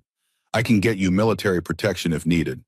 I can also make calls to the FBI's domestic violence unit. They take cross-state stalking very seriously. Then do it. Carrie's voice hardened. But on my terms. You don't get to see the kids until I'm ready. You don't get to make decisions. You provide resources and testimony, and that's it. Understood. Relief flooded Earl's face. Thank you, Carrie. I won't let you down. You already did. The words came out quiet but sharp. This is your chance to do better. After Earl left, Carrie collapsed into a chair. You handled that well, Hank said. I feel like I'm drowning. Carrie pressed her palms against her eyes. Everything's happening so fast. The lawyers, the protection orders, the false alarm last night. Now my father shows up after 10 years. I can't keep track of it all. You don't have to keep track. Hank sat down across from her. That's what we're here for. All of this, the legal work, the security measures your father's help, it's all building a wall between you and Travis. The higher we build it, the safer you are. What if it's not high enough? Then we build it higher. A knock at the door interrupted them. Bertie stuck her head in. Hank, we've got movement. That pickup truck from yesterday just passed by again. Slowed down at the gate, took photos, then drove off. Carrie's stomach dropped. Did you get the plates? Partial. Running them now. Bertie's eyes flicked to Carrie. But I got a look at the driver this time. White male, mid-30s, brown hair, goatee. Ring any bells? Carrie couldn't breathe. That's Travis. Hank was on his feet immediately. Double the perimeter watch. I want eyes on every approach to this compound 24/7. Nobody gets within 100 yards without us knowing about it. What about going to the police? Carrie asked. We will. But Carrie, you need to understand he hasn't technically done anything illegal yet. Driving on a public road isn't a crime. Taking photos of a property from outside the fence isn't a crime. Hank's voice was gentle but firm. Until he threatens you directly or violates a protection order, there's not much they can do. So we just wait for him to attack. No, we prepare, we document, and we make damn sure that when he does make his move, we're ready. The next 2 days passed in a blur of preparation. Kate filed the emergency protection order. Judge Wheeler reviewed the evidence and approved it within hours. Travis was now legally barred from coming within 500 feet of Carrie Rosie or Wyatt, but serving the order proved impossible. The sheriff's department tracked Travis to a motel outside Tucson. Deputies arrived to serve him and found he'd checked out 30 minutes earlier. He's watching, Kate said grimly when she delivered the news. He knew they were coming. How? Could be monitoring police frequencies, could have a contact in the department, could just be paranoid and lucky. Kate's jaw tightened. Either way, he's in the wind. The order is active, but he hasn't been officially served, which makes enforcement complicated. That night, Carrie's phone rang. Unknown number. She almost didn't answer, but something made her press the button. Hello. Hello, sweetheart. The voice hit her like a physical blow. Travis. Miss me. Carrie's throat closed up. She couldn't speak, couldn't breathe, couldn't do anything but stand there with a phone pressed to her ear while Travis's voice slithered into her brain like poison. I know where you are, Carrie. I've been watching. That little compound of yours, it's cute. All those big, tough bikers protecting my wife, my children." He laughed. "You think they can keep you safe from me?" Carrie found her voice. "Don't call me again." "Or what do you'll call the police?" Another laugh. "Go ahead. They can't touch me. I haven't done anything wrong, just a concerned father trying to find his kids." "You hit our son." "I disciplined my child. That's my right as a father." Travis's voice hardened. "And you kidnapped them, stole them from their home, ran away like a coward." "I'm not running anymore." "No, then come home.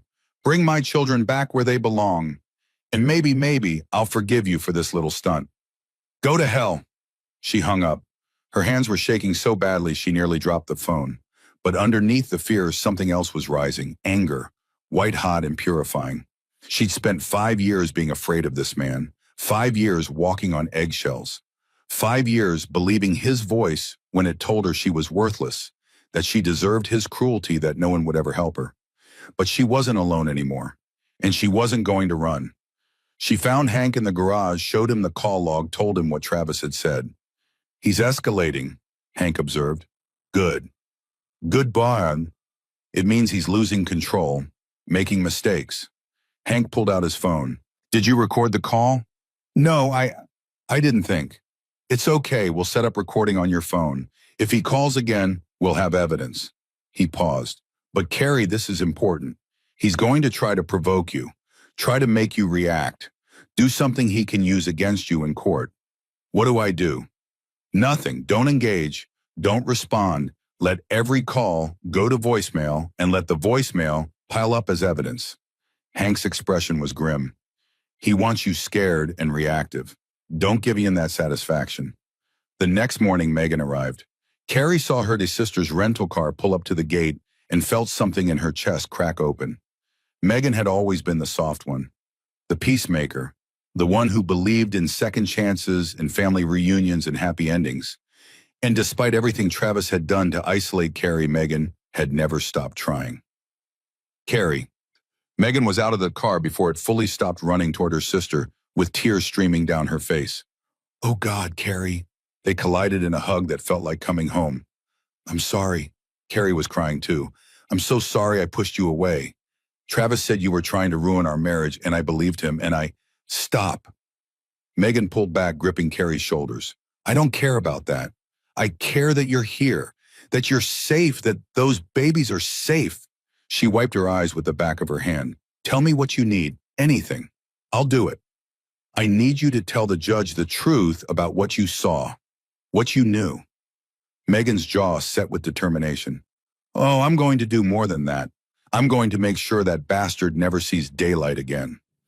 They sat in the guest house while the twins played outside under Ruth Ann's watchful eye, and Megan pulled out her phone. "I've been saving everything," she said, scrolling through files. "Every text message you sent me that seemed off. Every photo where I could see bruises you tried to hide. Every phone call where I heard him screaming at you in the background." She turned the phone so Carrie could see the screen. "I have 5 years of evidence, Carrie. 5 years of documentation. Because I always knew that someday you'd get out. And when you did, you'd need proof." Carrie stared at the files, hundreds of them. Text threads, photos, audio recordings, notes with dates and observations. "You did all this?" "I was a paralegal before I had the kids." Megan's voice was fierce. "I know how to build a case, and I've been building one against Travis since the first time you called me crying and couldn't tell me why." Tears spilled down Carrie's cheeks. "I thought I was alone. This whole time I thought—" "You were never alone." Megan pulled her into another hug. "I was always there, waiting, watching, ready to help the second you let me." Kate reviewed Megan's evidence that afternoon. "This is exceptional," she said, paging through the files. "The recordings alone, if these are authentic, they're devastating." "They're authentic," Megan's voice was hard. "Every single one." "Then Travis Whitmore's case just got a lot weaker." Kate looked at Carrie. "With this evidence combined with Pete's medical documentation and the vehicle sabotage, we're not just fighting for custody anymore. We're documenting a pattern of abuse that could result in criminal charges." Can he go to jail? Possibly, but that's a longer road for... Now let's focus on the custody hearing. Kate checked her calendar. It's scheduled for Friday. That's 3 days from now. 3 days. Carrie felt simultaneously relieved and terrified. 3 days until a judge would decide her children's fate. 3 days until she'd have to face Travis in court.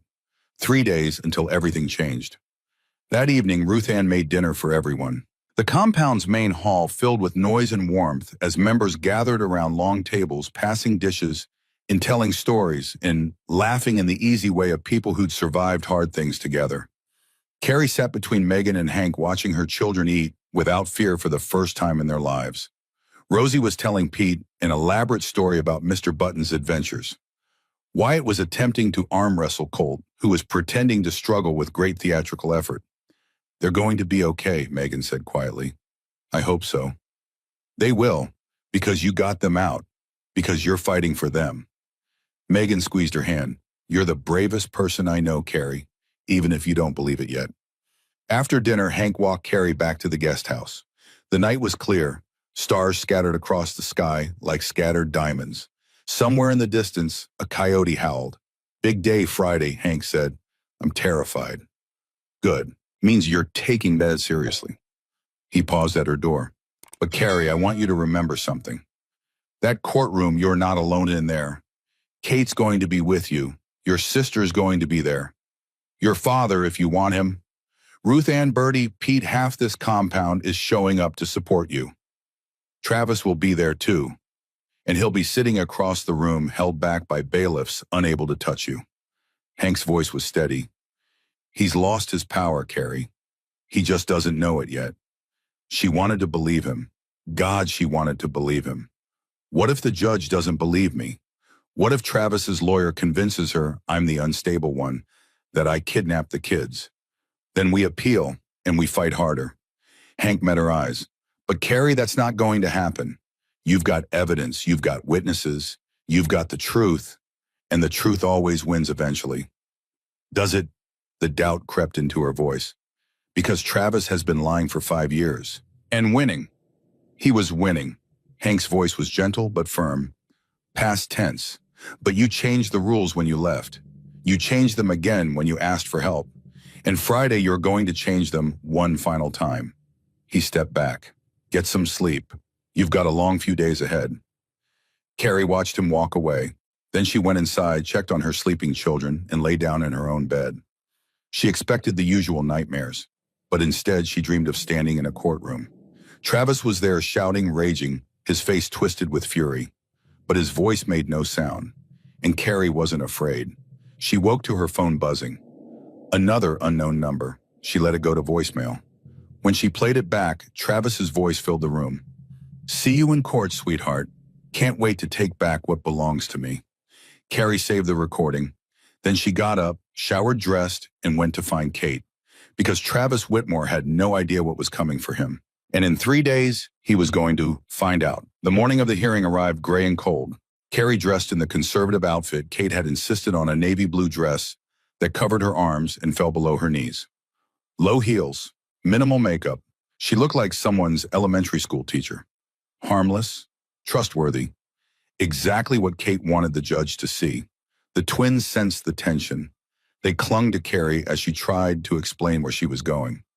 "I have to talk to a judge about some grown-up stuff," she said, kneeling to their level. "But Ruth Ann's going to stay with you all day, and when I come back, we're going to have a special dinner." "Okay.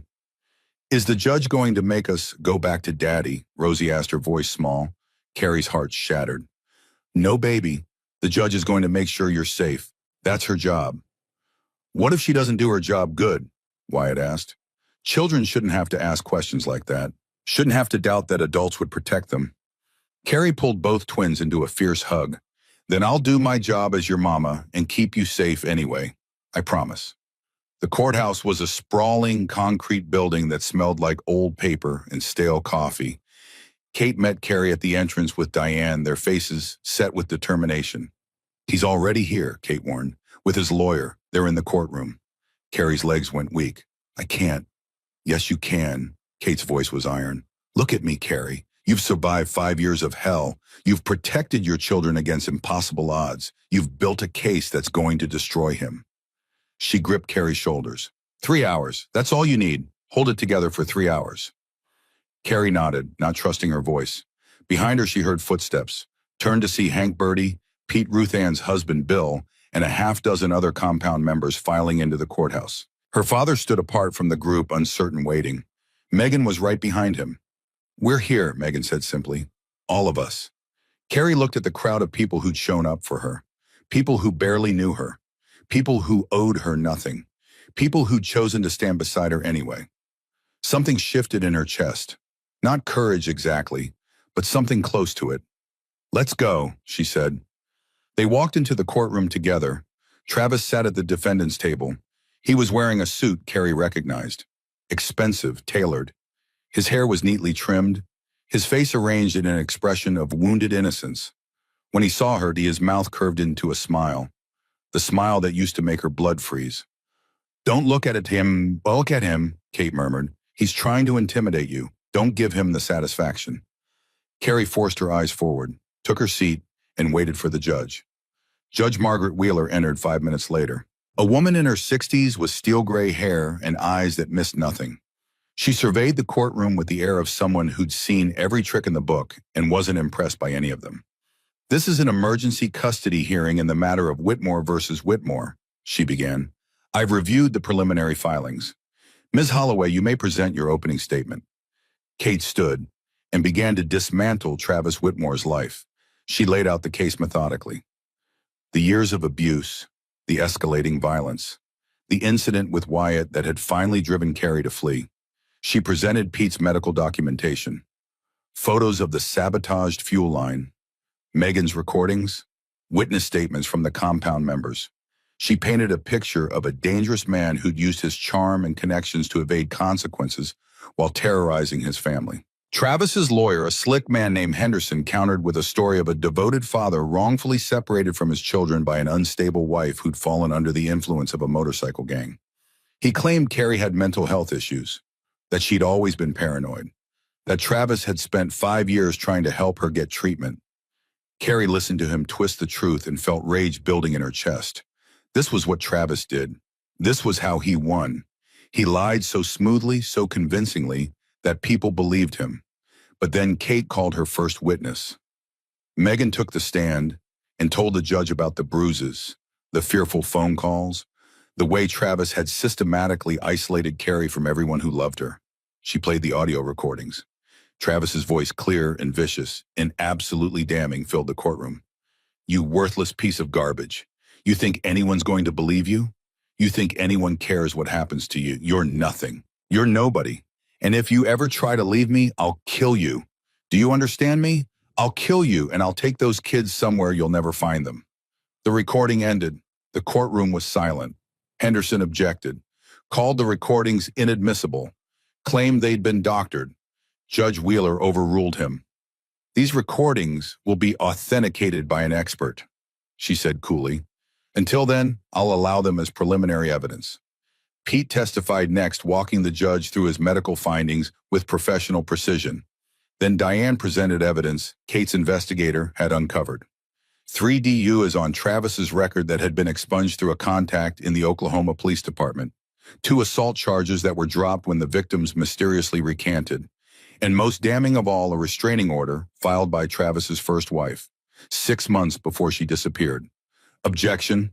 Henderson was on his feet. The disappearance of Mr. Whitmore's first wife was investigated and closed. There's no evidence of wrongdoing. There's also no evidence she's alive, Diane countered, and the pattern of behavior is remarkably similar to what Carolyn experienced. Judge Wheeler's expression had grown increasingly grim. "I'll allow it. Continue." The morning stretched into afternoon. Carrie's father testified about the military resources he'd provided, the federal investigation into the vehicle sabotage. Ruth Ann and Bertie described Carrie's condition when she'd arrived at the compound, malnourished, terrified, desperate. Hank spoke about the security measures they'd implemented, Travis's surveillance of the property, the way he'd fled when police tried to serve the protection order. Through it all, Travis sat perfectly still, his face a mask of wounded dignity, But Carrie saw the signs others might miss. The way his jaw clenched when Megan played the recordings. The white-knuckle grip on the table edge when Pete described Wyatt's injuries. The flash of pure rage in his eyes when Hank testified. He was losing control, and Travis Whitmore without control was a ticking bomb. Finally, Kate called Carrie to the stand. Her legs shook as she walked to the witness box. She placed her hand on the Bible, swore to tell the truth. And for the first time in 5 years, she was finally going to do exactly that. Kate guided her through the testimony with careful questions, each one designed to paint a picture, to build a narrative, to show the judge exactly what kind of man Travis Whitmore really was. Carolyn, can you describe the first time your husband physically hurt you? Carrie gripped the armrests of the witness chair. Her knuckles went white, but her voice stayed steady. Wyatt was 6 months old. He had colic. He'd been crying for hours, and nothing I did could soothe him. Travis came home from work. He'd lost his job that week, though. I didn't know it yet, and he'd been drinking. She paused, swallowed. He told me to shut the baby up. I said I was trying. He grabbed my arm and shook me so hard I nearly dropped Wyatt. Then he shoved me against the wall and told me if I couldn't keep my own child quiet, I was worthless as a mother. Did he leave marks? Bruises, 5 of them. Perfect finger-shaped bruises on my upper arm. Carrie's voice dropped. I wore long sleeves for 2 weeks until they faded. Did you report this incident to anyone? No. Why not? Because I thought it was my fault. Because he apologized afterward, said he'd never do it again, said the stress of losing his job had made him crazy. Because I believed him. Carrie met the judge's eyes directly. I wanted to believe him. I wanted to believe that the man I'd married wasn't capable of hurting me. Kate nodded. And was that the only incident of physical violence during your marriage? No, it happened again, and again, and again. Carrie's hands trembled, but she forced them to stay still. At first it was just grabbing, shoving, then it was slapping, then it was punching, then it was... Her voice cracked. It was everything. Everything he could think of to hurt me without leaving marks that couldn't be explained away. Did you ever seek medical attention for your injuries? Once, my wrist. He'd twisted it so hard the bones ground together. I told the emergency room I'd fallen. Carrie's laugh was bitter. They believed me, or pretended to. I don't know which is worse. Carolyn, I'd like to ask you about the incident that led you to leave. Can you tell the court what happened on the night of March 15th? Carrie closed her eyes. She was back there, in that house, in that living room with the beige carpet that showed every stain and the couch Travis had picked out without asking her opinion and the smell of whiskey that meant danger was coming. Travis had been drinking since noon. He was angry about work, something about a promotion he didn't get. He blamed everyone else, his boss, his co-workers, me somehow for not being supportive enough. She opened her eyes. Wyatt was playing with his trucks on the 4. He was 3 years old. He didn't understand that when Daddy was drinking, you had to be invisible. You had to be silent. You had to not exist. Her voice hardened. Wyatt's truck bumped against Travis's laptop, knocked it off the coffee table. The screen cracked. She could still hear the sound, the sharp crack of plastic and glass, the moment of terrible silence that followed. Travis backhanded him. My 3-year-old son. He hit him so hard that Wyatt flew across the room and slammed into the wall. His lips split open. There was blood. So much blood, and Wyatt was screaming, and Rosie was screaming, and Carrie's voice broke. She took a breath, steadied herself. I ran to Wyatt, picked him up, tried to stop the bleeding, and Travis... She looked directly at her husband for the first time since taking the stand. Travis looked at me and said, clean him up. And if you ever tell anyone about this, I'll kill you and take the kids somewhere you'll never find them. The courtroom was dead silent. He meant it. Carrie's voice was barely a whisper. I could see it in his eyes. He meant every word. What did you do next? I cleaned Wyatt up. I put the kids to bed. I waited until Travis passed out drunk on the couch. Carrie straightened in her chair. And then I took $300 I'd been hiding in the freezer for 2 years, packed one bag, and I left. Did you tell anyone you were leaving? No, I was afraid Travis would find out. I was afraid he'd stop me. I was afraid, she stopped. I was afraid of everything. I'd been afraid for so long that I didn't know how to be anything else. Kate let the words hang in the air. Then she said, "No further questions, Your Honor." Henderson stood for cross-examination. He was smooth, professional. His voice carried just the right note of skeptical concern. "Mrs. Whitmore, you've made some very serious allegations against my client today. Allegations of physical abuse, verbal abuse, threats of murder." He paused. "Yet in 5 years of marriage, you never once filed a police report, never once sought medical attention except for the wrist incident you mentioned in which you yourself attributed to a fall. Never once told a friend, a family member, a coworker, anyone at all about this alleged abuse."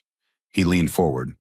"Isn't it possible that these incidents have been exaggerated, perhaps even fabricated entirely?" "No, no." Henderson raised an eyebrow. "You expect this court to believe that for 5 years you suffered systematic abuse at the hands of my client, and yet you left no evidence whatsoever? No photographs, no journal entries, no contemporaneous documentation of any kind?" "I was too scared to document anything." Carrie's voice was steady. "Travis checked my phone, my computer, my purse. He controlled everything. If he'd found evidence that I was building a case against him, he would have what Mrs. Whitmore killed me." Henderson smiled thinly. "That seems rather dramatic, don't you think? His first wife filed a restraining order against him. 6 months later, she disappeared." Carrie met Henderson's eyes without flinching. "That's not dramatic. That's a pattern." Henderson's smile flickered. "The disappearance of my client's first wife was investigated thoroughly. No charges were ever filed. No charges were filed because they couldn't find her body." "Objection!" Henderson's voice sharpened. "The witness is speculating." "Withdrawn," Kate's voice was calm. "But the question of Mr. Whitmore's first wife is already part of the evidentiary record." Judge Wheeler nodded. "Continue, Mr. Henderson." Henderson shifted tactics. "Mrs. Whitmore, let's talk about your current living situation. You're residing at a compound belonging to a motorcycle club. Is that correct?" "Yes. A motorcycle club populated primarily by men with criminal records. A motorcycle club populated by combat veterans who help people in crisis." Carrie's voice hardened. "None of them have criminal records. They're heroes who served their country and came home broken. They help people like me because no one else will. And yet you felt comfortable bringing your young children into this environment, an environment where, by your own testimony, armed men patrol the perimeter and security alarms go off in the middle of the night. I felt comfortable bringing my children somewhere they wouldn't be hit by their father." Henderson's jaw tightened. "Mrs. Whitmore, isn't it true that you have a history of mental health issues, that you were treated for postpartum depression following the birth of your twins?" "I had postpartum depression. I received treatment. I recovered." Carrie tilted her chin up. "Mental illness is not a character flaw, and it has nothing to do with why I left my husband. But it does call into question your reliability as a witness, doesn't it? Your perception of events, your interpretation of my client's behavior." "My perception is that my husband hit my 3-year-old son hard enough to split his lip open. My interpretation is that any man who does that is dangerous." Carrie's voice didn't waver. "Would you like to see the photographs of Wyatt's injuries? They're in the evidence file. Pete Brennan documented them. A licensed RN with 15 years of experience. Is his perception also unreliable?" Henderson had no response. "No further questions," he said tightly. Kate stood for redirect. "Carolyn, Mr. Henderson suggested that your history of postpartum depression affects your credibility. Can you explain to the court how your mental health treatment actually unfolded?" "I was diagnosed 6 weeks after the twins were born.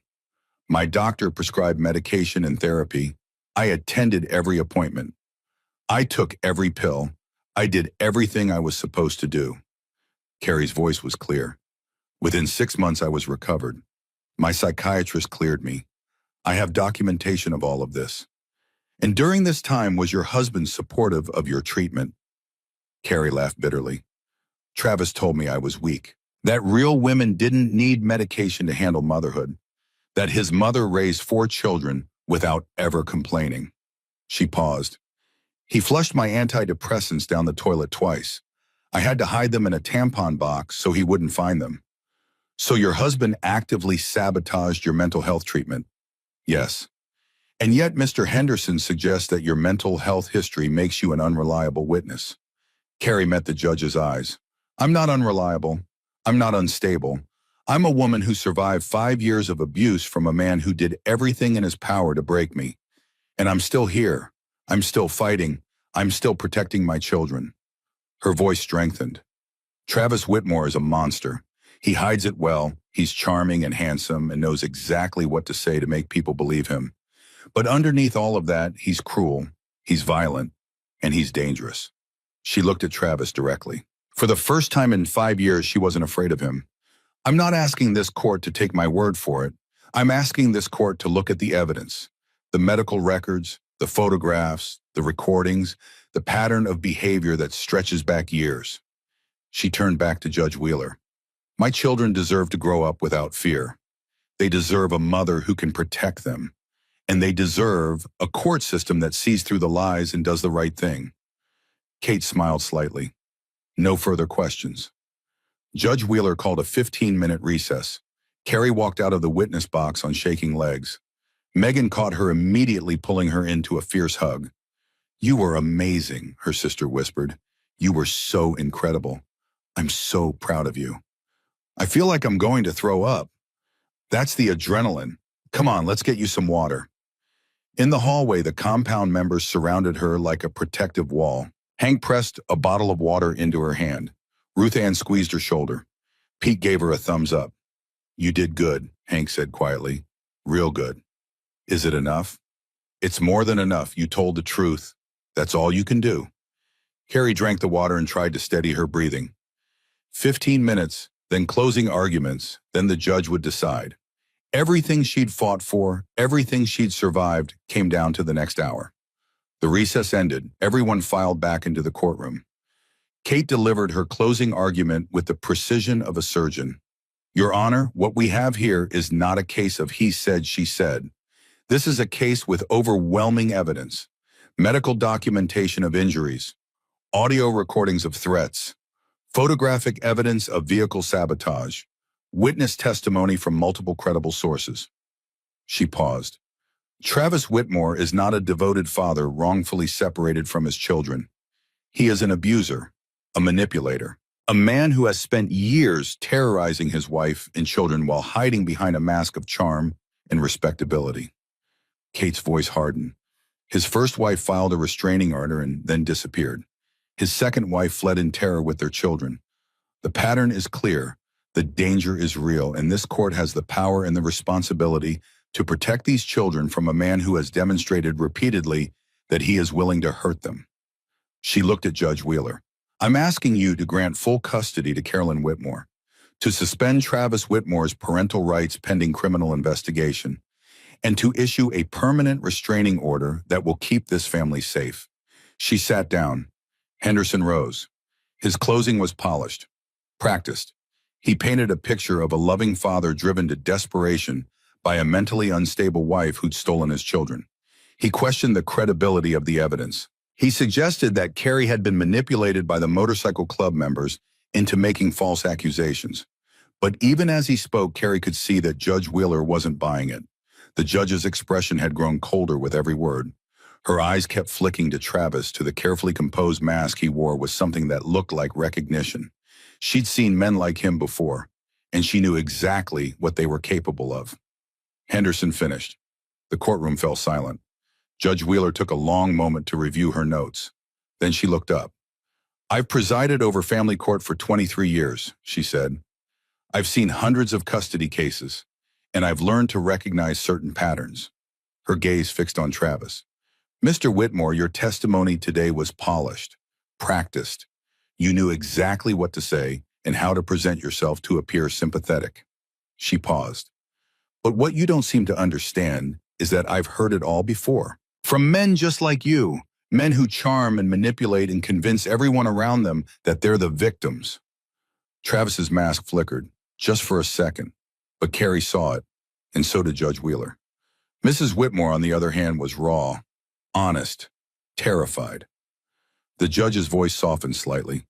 She couldn't hide her pain because she wasn't trying to. And that, combined with the substantial evidence presented by her counsel, tells me everything I need to know about the truth of this situation. She picked up her gavel. I'm prepared to issue my ruling. And that's when Travis exploded. He was on his feet before anyone could react.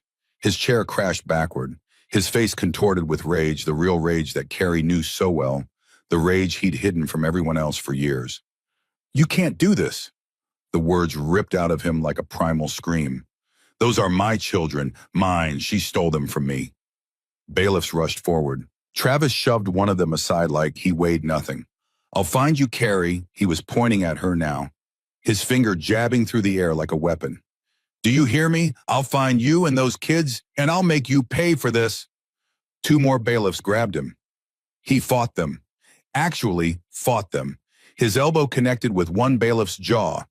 His foot caught another in the shin. It took 4 men to wrestle him to the ground, and even then he kept screaming. "This isn't over. You think this is over? I'll kill you. I swear to God, I'll kill you and everyone who helped you. Do you hear me?" Carrie sat frozen in her seat, but she wasn't afraid. For the first time in 5 years, she wasn't afraid. Because the man thrashing on the ground wasn't the all-powerful monster who'd haunted her nightmares. He wasn't the smooth charmer who'd fooled everyone. He wasn't the calculating predator who'd controlled every aspect of her life. He was pathetic, small, desperate. A bully who'd lost his power and couldn't handle it. The bailiffs hauled Travis to his feet. His suit was rumpled. His hair was disheveled. His face was red and twisted with fury. And Judge Wheeler watched it all with cold, impassive eyes. "Mr. Whitmore," she said, her voice cutting through his continued shouting like a knife through butter. "You've just committed contempt of court assault on officers of the court and made terroristic threats against your wife in front of multiple witnesses and a sitting judge." Travis stopped struggling. For the first time, something like fear flickered across his face. "Take him into custody," Judge Wheeler ordered. "He'll be held pending additional charges." The bailiffs dragged Travis toward the side door. He twisted around, trying to see Carrie one last time. "This isn't over," he snarled. "You'll never be safe. Never. I'll find you. I'll always find you. You're mine, Carrie. You'll always be." The door slammed shut behind him, cutting off his voice, cutting off 5 years of terror, cutting off everything he'd ever made her believe about herself. The courtroom was silent. Judge Wheeler took a breath. "Well," she said dryly, "I believe Mr. Whitmore just made my ruling significantly easier." She looked at Carrie. "Ms. Whitmore, please stand." Carrie rose on legs that felt like water. "Based on the evidence presented in this hearing and based on the behavior I've just witnessed, I am issuing the following orders." Judge Wheeler's voice was formal, official, but there was warmth beneath the formality. Full legal and physical custody of the minor children, Rosie Whitmore and Wyatt Whitmore, is hereby granted to their mother, Carolyn Whitmore. This order is effective immediately. Carrie's knees buckled. Megan caught her. Travis Whitmore's parental rights are hereby suspended pending the outcome of criminal proceedings. He is prohibited from any contact with the children or their mother. Any violation of this order will result in immediate arrest and additional charges. The gavel came down. Furthermore, I am referring this case to the District Attorney's Office for Criminal Investigation. The evidence presented today, combined with Mr. Whitmore's behavior in this courtroom, suggests a pattern of domestic violence that warrants serious scrutiny. Judge Wheeler looked at Carrie directly. "Mrs. Whitmore, you showed tremendous courage today, both in leaving an abusive situation and in facing your abuser in this courtroom. I hope you find the peace and safety you and your children deserve." She stood. "Court is adjourned." Carrie couldn't move, couldn't breathe, couldn't process what had just happened. She'd won, actually won. Full custody, suspended parental rights, criminal investigation. Everything she'd been too afraid to hope for. Megan was crying and hugging her. Kate was shaking her hand and saying something about paperwork. Her father was hovering awkwardly at the edge of the group, tears streaming down his weathered face. And through it all, Carrie felt strangely numb, empty, like she'd been holding something heavy for so long that now that she'd set it down, she didn't know how to exist without the weight. Hank appeared at her side. "Hey," he said quietly. "You okay?" "I don't know." Carrie's voice sounded far away. "I don't know what I feel." "That's normal. You've been in survival mode for years. Your body doesn't know how to process safety yet." He paused. "But Carrie, you did it. You won. You're free." Free. The word felt foreign, impossible, like a language she'd forgotten how to speak. "The kids," she said suddenly. "I need to see the kids." "Ruth Ann's bringing them. Should be here any minute." Carrie pushed through the crowd of well-wishers and supporters. Past Kate, who was already on her phone with someone from the DA's office. Past her father, who reached out as if to touch her, but pulled back at the last moment. Past the bailiffs and the court reporter and the curious spectators who'd wandered in to watch the drama unfold. She burst through the courthouse doors into the afternoon sunlight. And there they were. Ruth Ann's car was just pulling up to the curb. The back door flew open before the vehicle had fully stopped, and Rosie came tumbling out, her pigtails flying. "Mama! Mama!" Carrie dropped to her knees on the courthouse steps. Rosie crashed into her arms. Then Wyatt was there too, his small body slamming into hers with enough force to knock her backward. She held them, both of them, her babies, her everything, and for the first time in 5 years she cried. Not the quiet, hidden tears she'd learned to suppress. Not the silent sobbing in the shower where Travis couldn't hear. Real tears, loud tears, ugly, gasping, world-shaking tears that came from somewhere so deep she'd forgotten it existed. "Mama, why are you crying?" Rosie's small hand patted her cheek. "Are you sad?" "No, baby." Carrie laughed through her tears. "I'm happy. I'm so happy." "Did the judge do her job good?" "Yes, sweetheart. The judge did her job very good." Behind her, the courthouse doors opened. The compound members filed out. Hank, Bertie, Pete, Colt, and a dozen others. They formed a loose circle around Carrie and her children. Not threatening, protective, a wall of leather and steel and loyalty. Megan knelt beside her sister. "It's over, Carrie. It's really over." "I know." Carrie wiped her eyes. I can't believe it. After everything, after all these years." "Believe it," Hank's voice cut through her spiral. "And start thinking about what comes next. Because you've got a whole life ahead of you now. A life without fear." A life without fear. The concept seemed almost impossible. But looking at her children, at their bright eyes and innocent smiles, Carrie realized it was true. She was free, and nothing would ever take that freedom away again. 6 months later, Carrie stood in the doorway of her new apartment. It wasn't much. A 2-bedroom unit in a quiet complex about 3 miles from the compound. Close enough to visit daily, far enough to feel like her own space. The furniture was secondhand, donated by compound members and purchased from thrift stores. The walls needed painting. The carpet had seen better days. But it was hers, all hers. And that made it the most beautiful place she'd ever lived. "Mama, look what I made." Rosie came running from the kitchen, clutching a piece of paper covered in crayon scribbles. At 4 years old now, she was all energy and opinions and fierce determination. "It's our family," Rosie announced, holding up the drawing. "See, there's you and me and Wyatt and Uncle Hank and Aunt Bertie and Uncle Pete and us."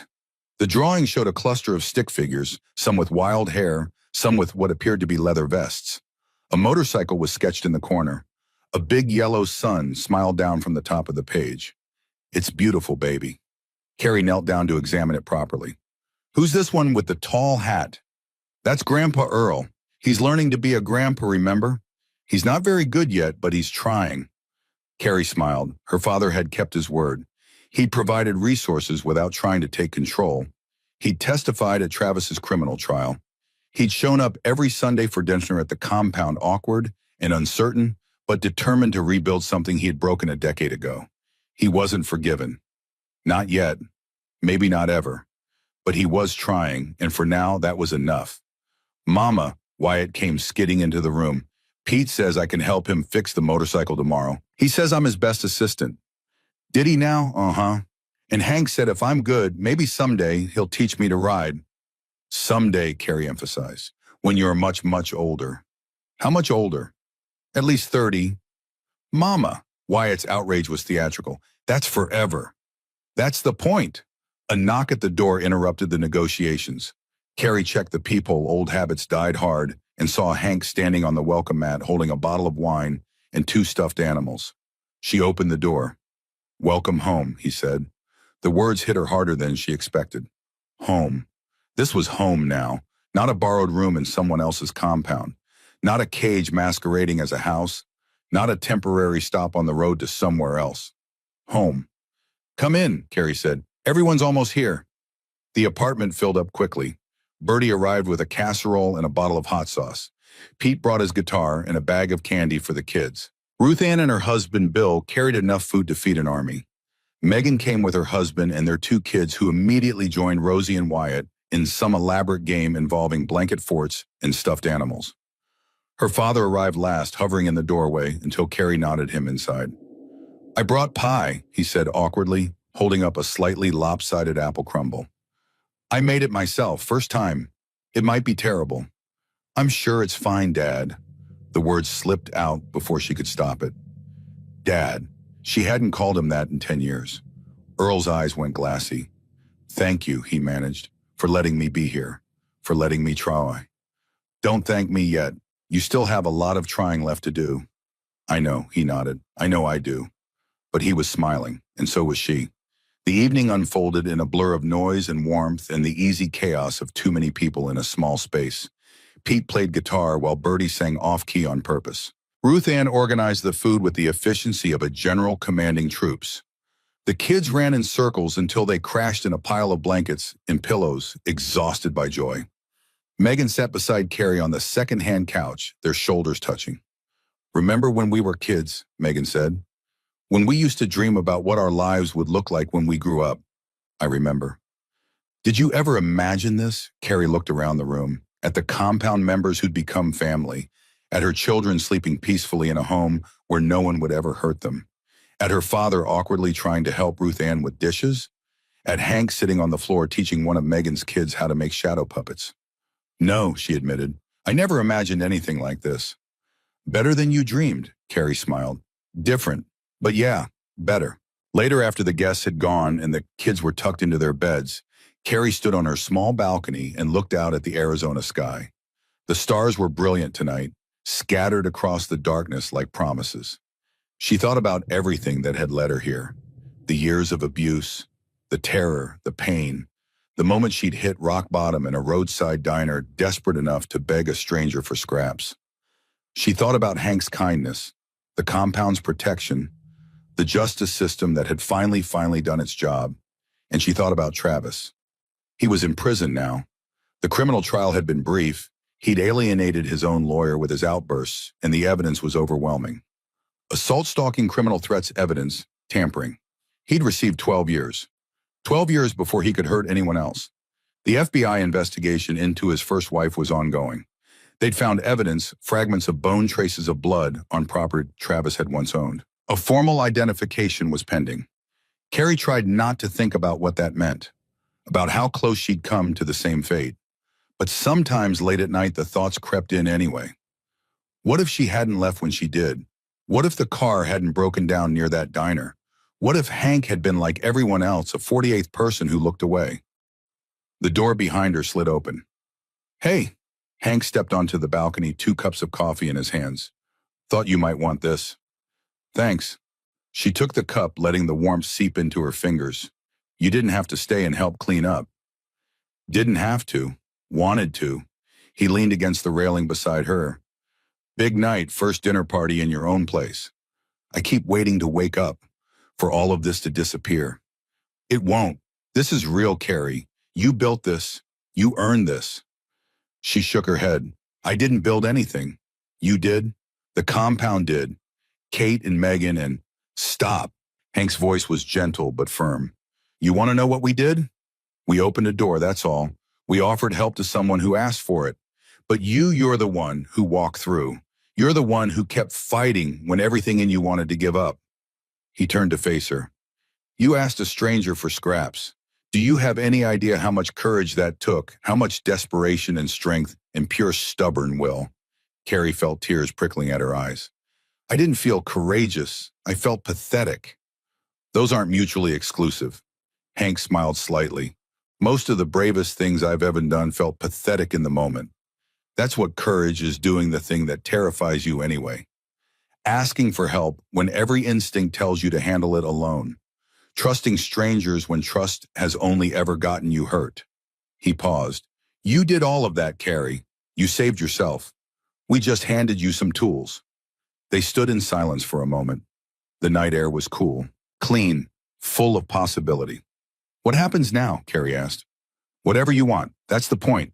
For the first time in years, you get to decide. Not Travis, not fear, not survival, just you. That's terrifying. Yeah, Hank chuckled. Freedom usually is. He finished his coffee and set the cup on the railing. I should head out, let you get some sleep. But Carrie, he stopped at the door. You've always got a place with us, not because you need protecting anymore, because you're family. That doesn't have an expiration date. Thank you, she said, for everything, for feeding us that first day, for giving us shelter, for fighting for us when you had no reason to, for believing me when I barely believed myself. You don't have to thank me. I know, I'm doing it anyway. He smiled. Then you're welcome. And I'm glad Mr. Buttons was right about me. After he left, Carrie stayed on the balcony for a long time. She thought about the woman she'd been 6 months ago, broken, terrified, so beaten down that she'd forgotten what hope felt like. That woman seemed like a stranger now, not because the trauma had disappeared, it hadn't. The nightmares still came sometimes. The flinch response when someone moved too fast, the moments of panic when she couldn't immediately locate her children. But the fear no longer controlled her. She controlled it, and that made all the difference. She went inside, checked on the kids one last time. Rosie sprawled across her bed like a starfish, Wyatt clutching Mr. Buttons, who had somehow migrated from his sister's room and then climbed into her own bed. Tomorrow she had work, a real job at a small accounting firm downtown. Work she was good at, work that paid her bills and gave her purpose and reminded her every day that she was capable, competent, valuable. Tomorrow Megan was coming over for lunch. They were rebuilding their sisterhood, one conversation at a time, learning who they were as adults, healing the wounds that Travis had inflicted by isolating Carrie from everyone who loved her. Tomorrow her father was taking the kids to the zoo, a small step, a fragile bridge, the beginning of something that might someday resemble forgiveness. Tomorrow was full of possibilities, and for the first time in longer than she could remember, Carrie was looking forward to it. She closed her eyes and slept without nightmares. Sunday dinner at the compound had become a tradition. Every week, the extended family gathered around the long tables in the main hall. Ruth Ann cooked enough food for an army. The kids ran wild while the adults talked and laughed and shared the small victories and struggles of their weeks. Carrie looked forward to it more than she'd ever admit. This Sunday was special. It had been exactly 1 year since she'd walked into that diner and asked a stranger for scraps. 1 year since Hank had fed her children without asking for anything in return. 1 year since she'd found the courage to stop running and start rebuilding. Ruth Ann had baked a cake, chocolate with cream cheese frosting, Rosie Ann Wyatt's favorite. A single candle stood in the center. Speech, Bertie called out. The woman of the hour has to give a speech. Carrie laughed and shook her head. I'm not good at speeches. Doesn't have to be good, just has to be true. Everyone was looking at her. Hank, Bertie, Pete, Ruth Ann Colt, and a dozen others. Megan and her family. Earl hovering at the edge of the group, but undeniably present. Her children's faces smeared with frosting, watching their mother with curious eyes. Carrie stood. A year ago, she said slowly, I walked into a diner with my kids. We hadn't eaten in days. I had no money, no plan, no hope. She paused. I saw a man who looked like someone I should be afraid of. Leather vest, tattoos, scars. Everything about him screamed danger. She looked at Hank. But I was desperate. So desperate that I did something I never thought I'd do. I asked him for his leftovers. The room was silent. And that man, that scary-looking biker, he didn't just give me his scraps. He bought us a full meal. He asked how he could help. He brought us here to this place to all of you. Carrie's voice thickened. I spent 5 years believing I was alone, that no one would help me, that I had to survive on my own because that's what people do. They look away. They pretend they don't see. She thought about what Hank had told her that first day in the diner. But you didn't look away. None of you did. You saw a woman at rock bottom, and instead of crossing to the other side of the parking lot, you stopped. You helped. You became the 48th person. Tears were streaming down her face now, but she didn't care. I don't know how to thank you for that. I don't think there are words big enough, but I want you to know. Her voice broke. I want you to know that you didn't just save my life. You showed me what family really means. Not blood, not obligation, choice, love, showing up for each other even when it's hard and messy and complicated. She looked at her children. My babies are going to grow up knowing that the world has good people in it, that kindness exists, that when you're at your lowest, someone might reach out and lift you up. She wiped her eyes. So thank you for feeding us, for sheltering us, for fighting for us, for teaching me that asking for help isn't weakness. It's the first step to everything else. She raised her glass of sweet tea. To family, the one we're born with and the one we choose. To family, everyone echoed. And then Rosie tugged on Carrie's sleeve. Mama, can I blow out the candle? It's not a birthday, sweetheart. I know, but I want to make a wish anyway, for our anniversary. Carrie smiled. Okay, what are you going to wish for? Rosie considered this with the gravity only a 4-year-old could muster. I'm going to wish that everyone who's feeling scared finds a diner like we did. She looked up at Carrie with enormous, serious eyes. And I'm going to wish that there's always someone like Uncle Hank who stops instead of walking past. Carrie felt her heart crack open all over again. That's a beautiful wish, baby. I know, Rosie grinned. Mr. Buttons helped me think of it. She leaned forward, took a deep breath, and blew out the candle. The room erupted in cheers. Ruth Ann started cutting the cake. The kids immediately descended into arguments about who got the biggest piece. Pete picked up his guitar and started playing something soft and warm. Carrie stepped outside. The Arizona sunset painted the sky in shades of orange and gold. The American flag snapped in the evening breeze. Somewhere in the distance, a coyote howled. She thought about the woman who'd walked into that diner a year ago. Broken, starving, terrified. She thought about the woman standing here now.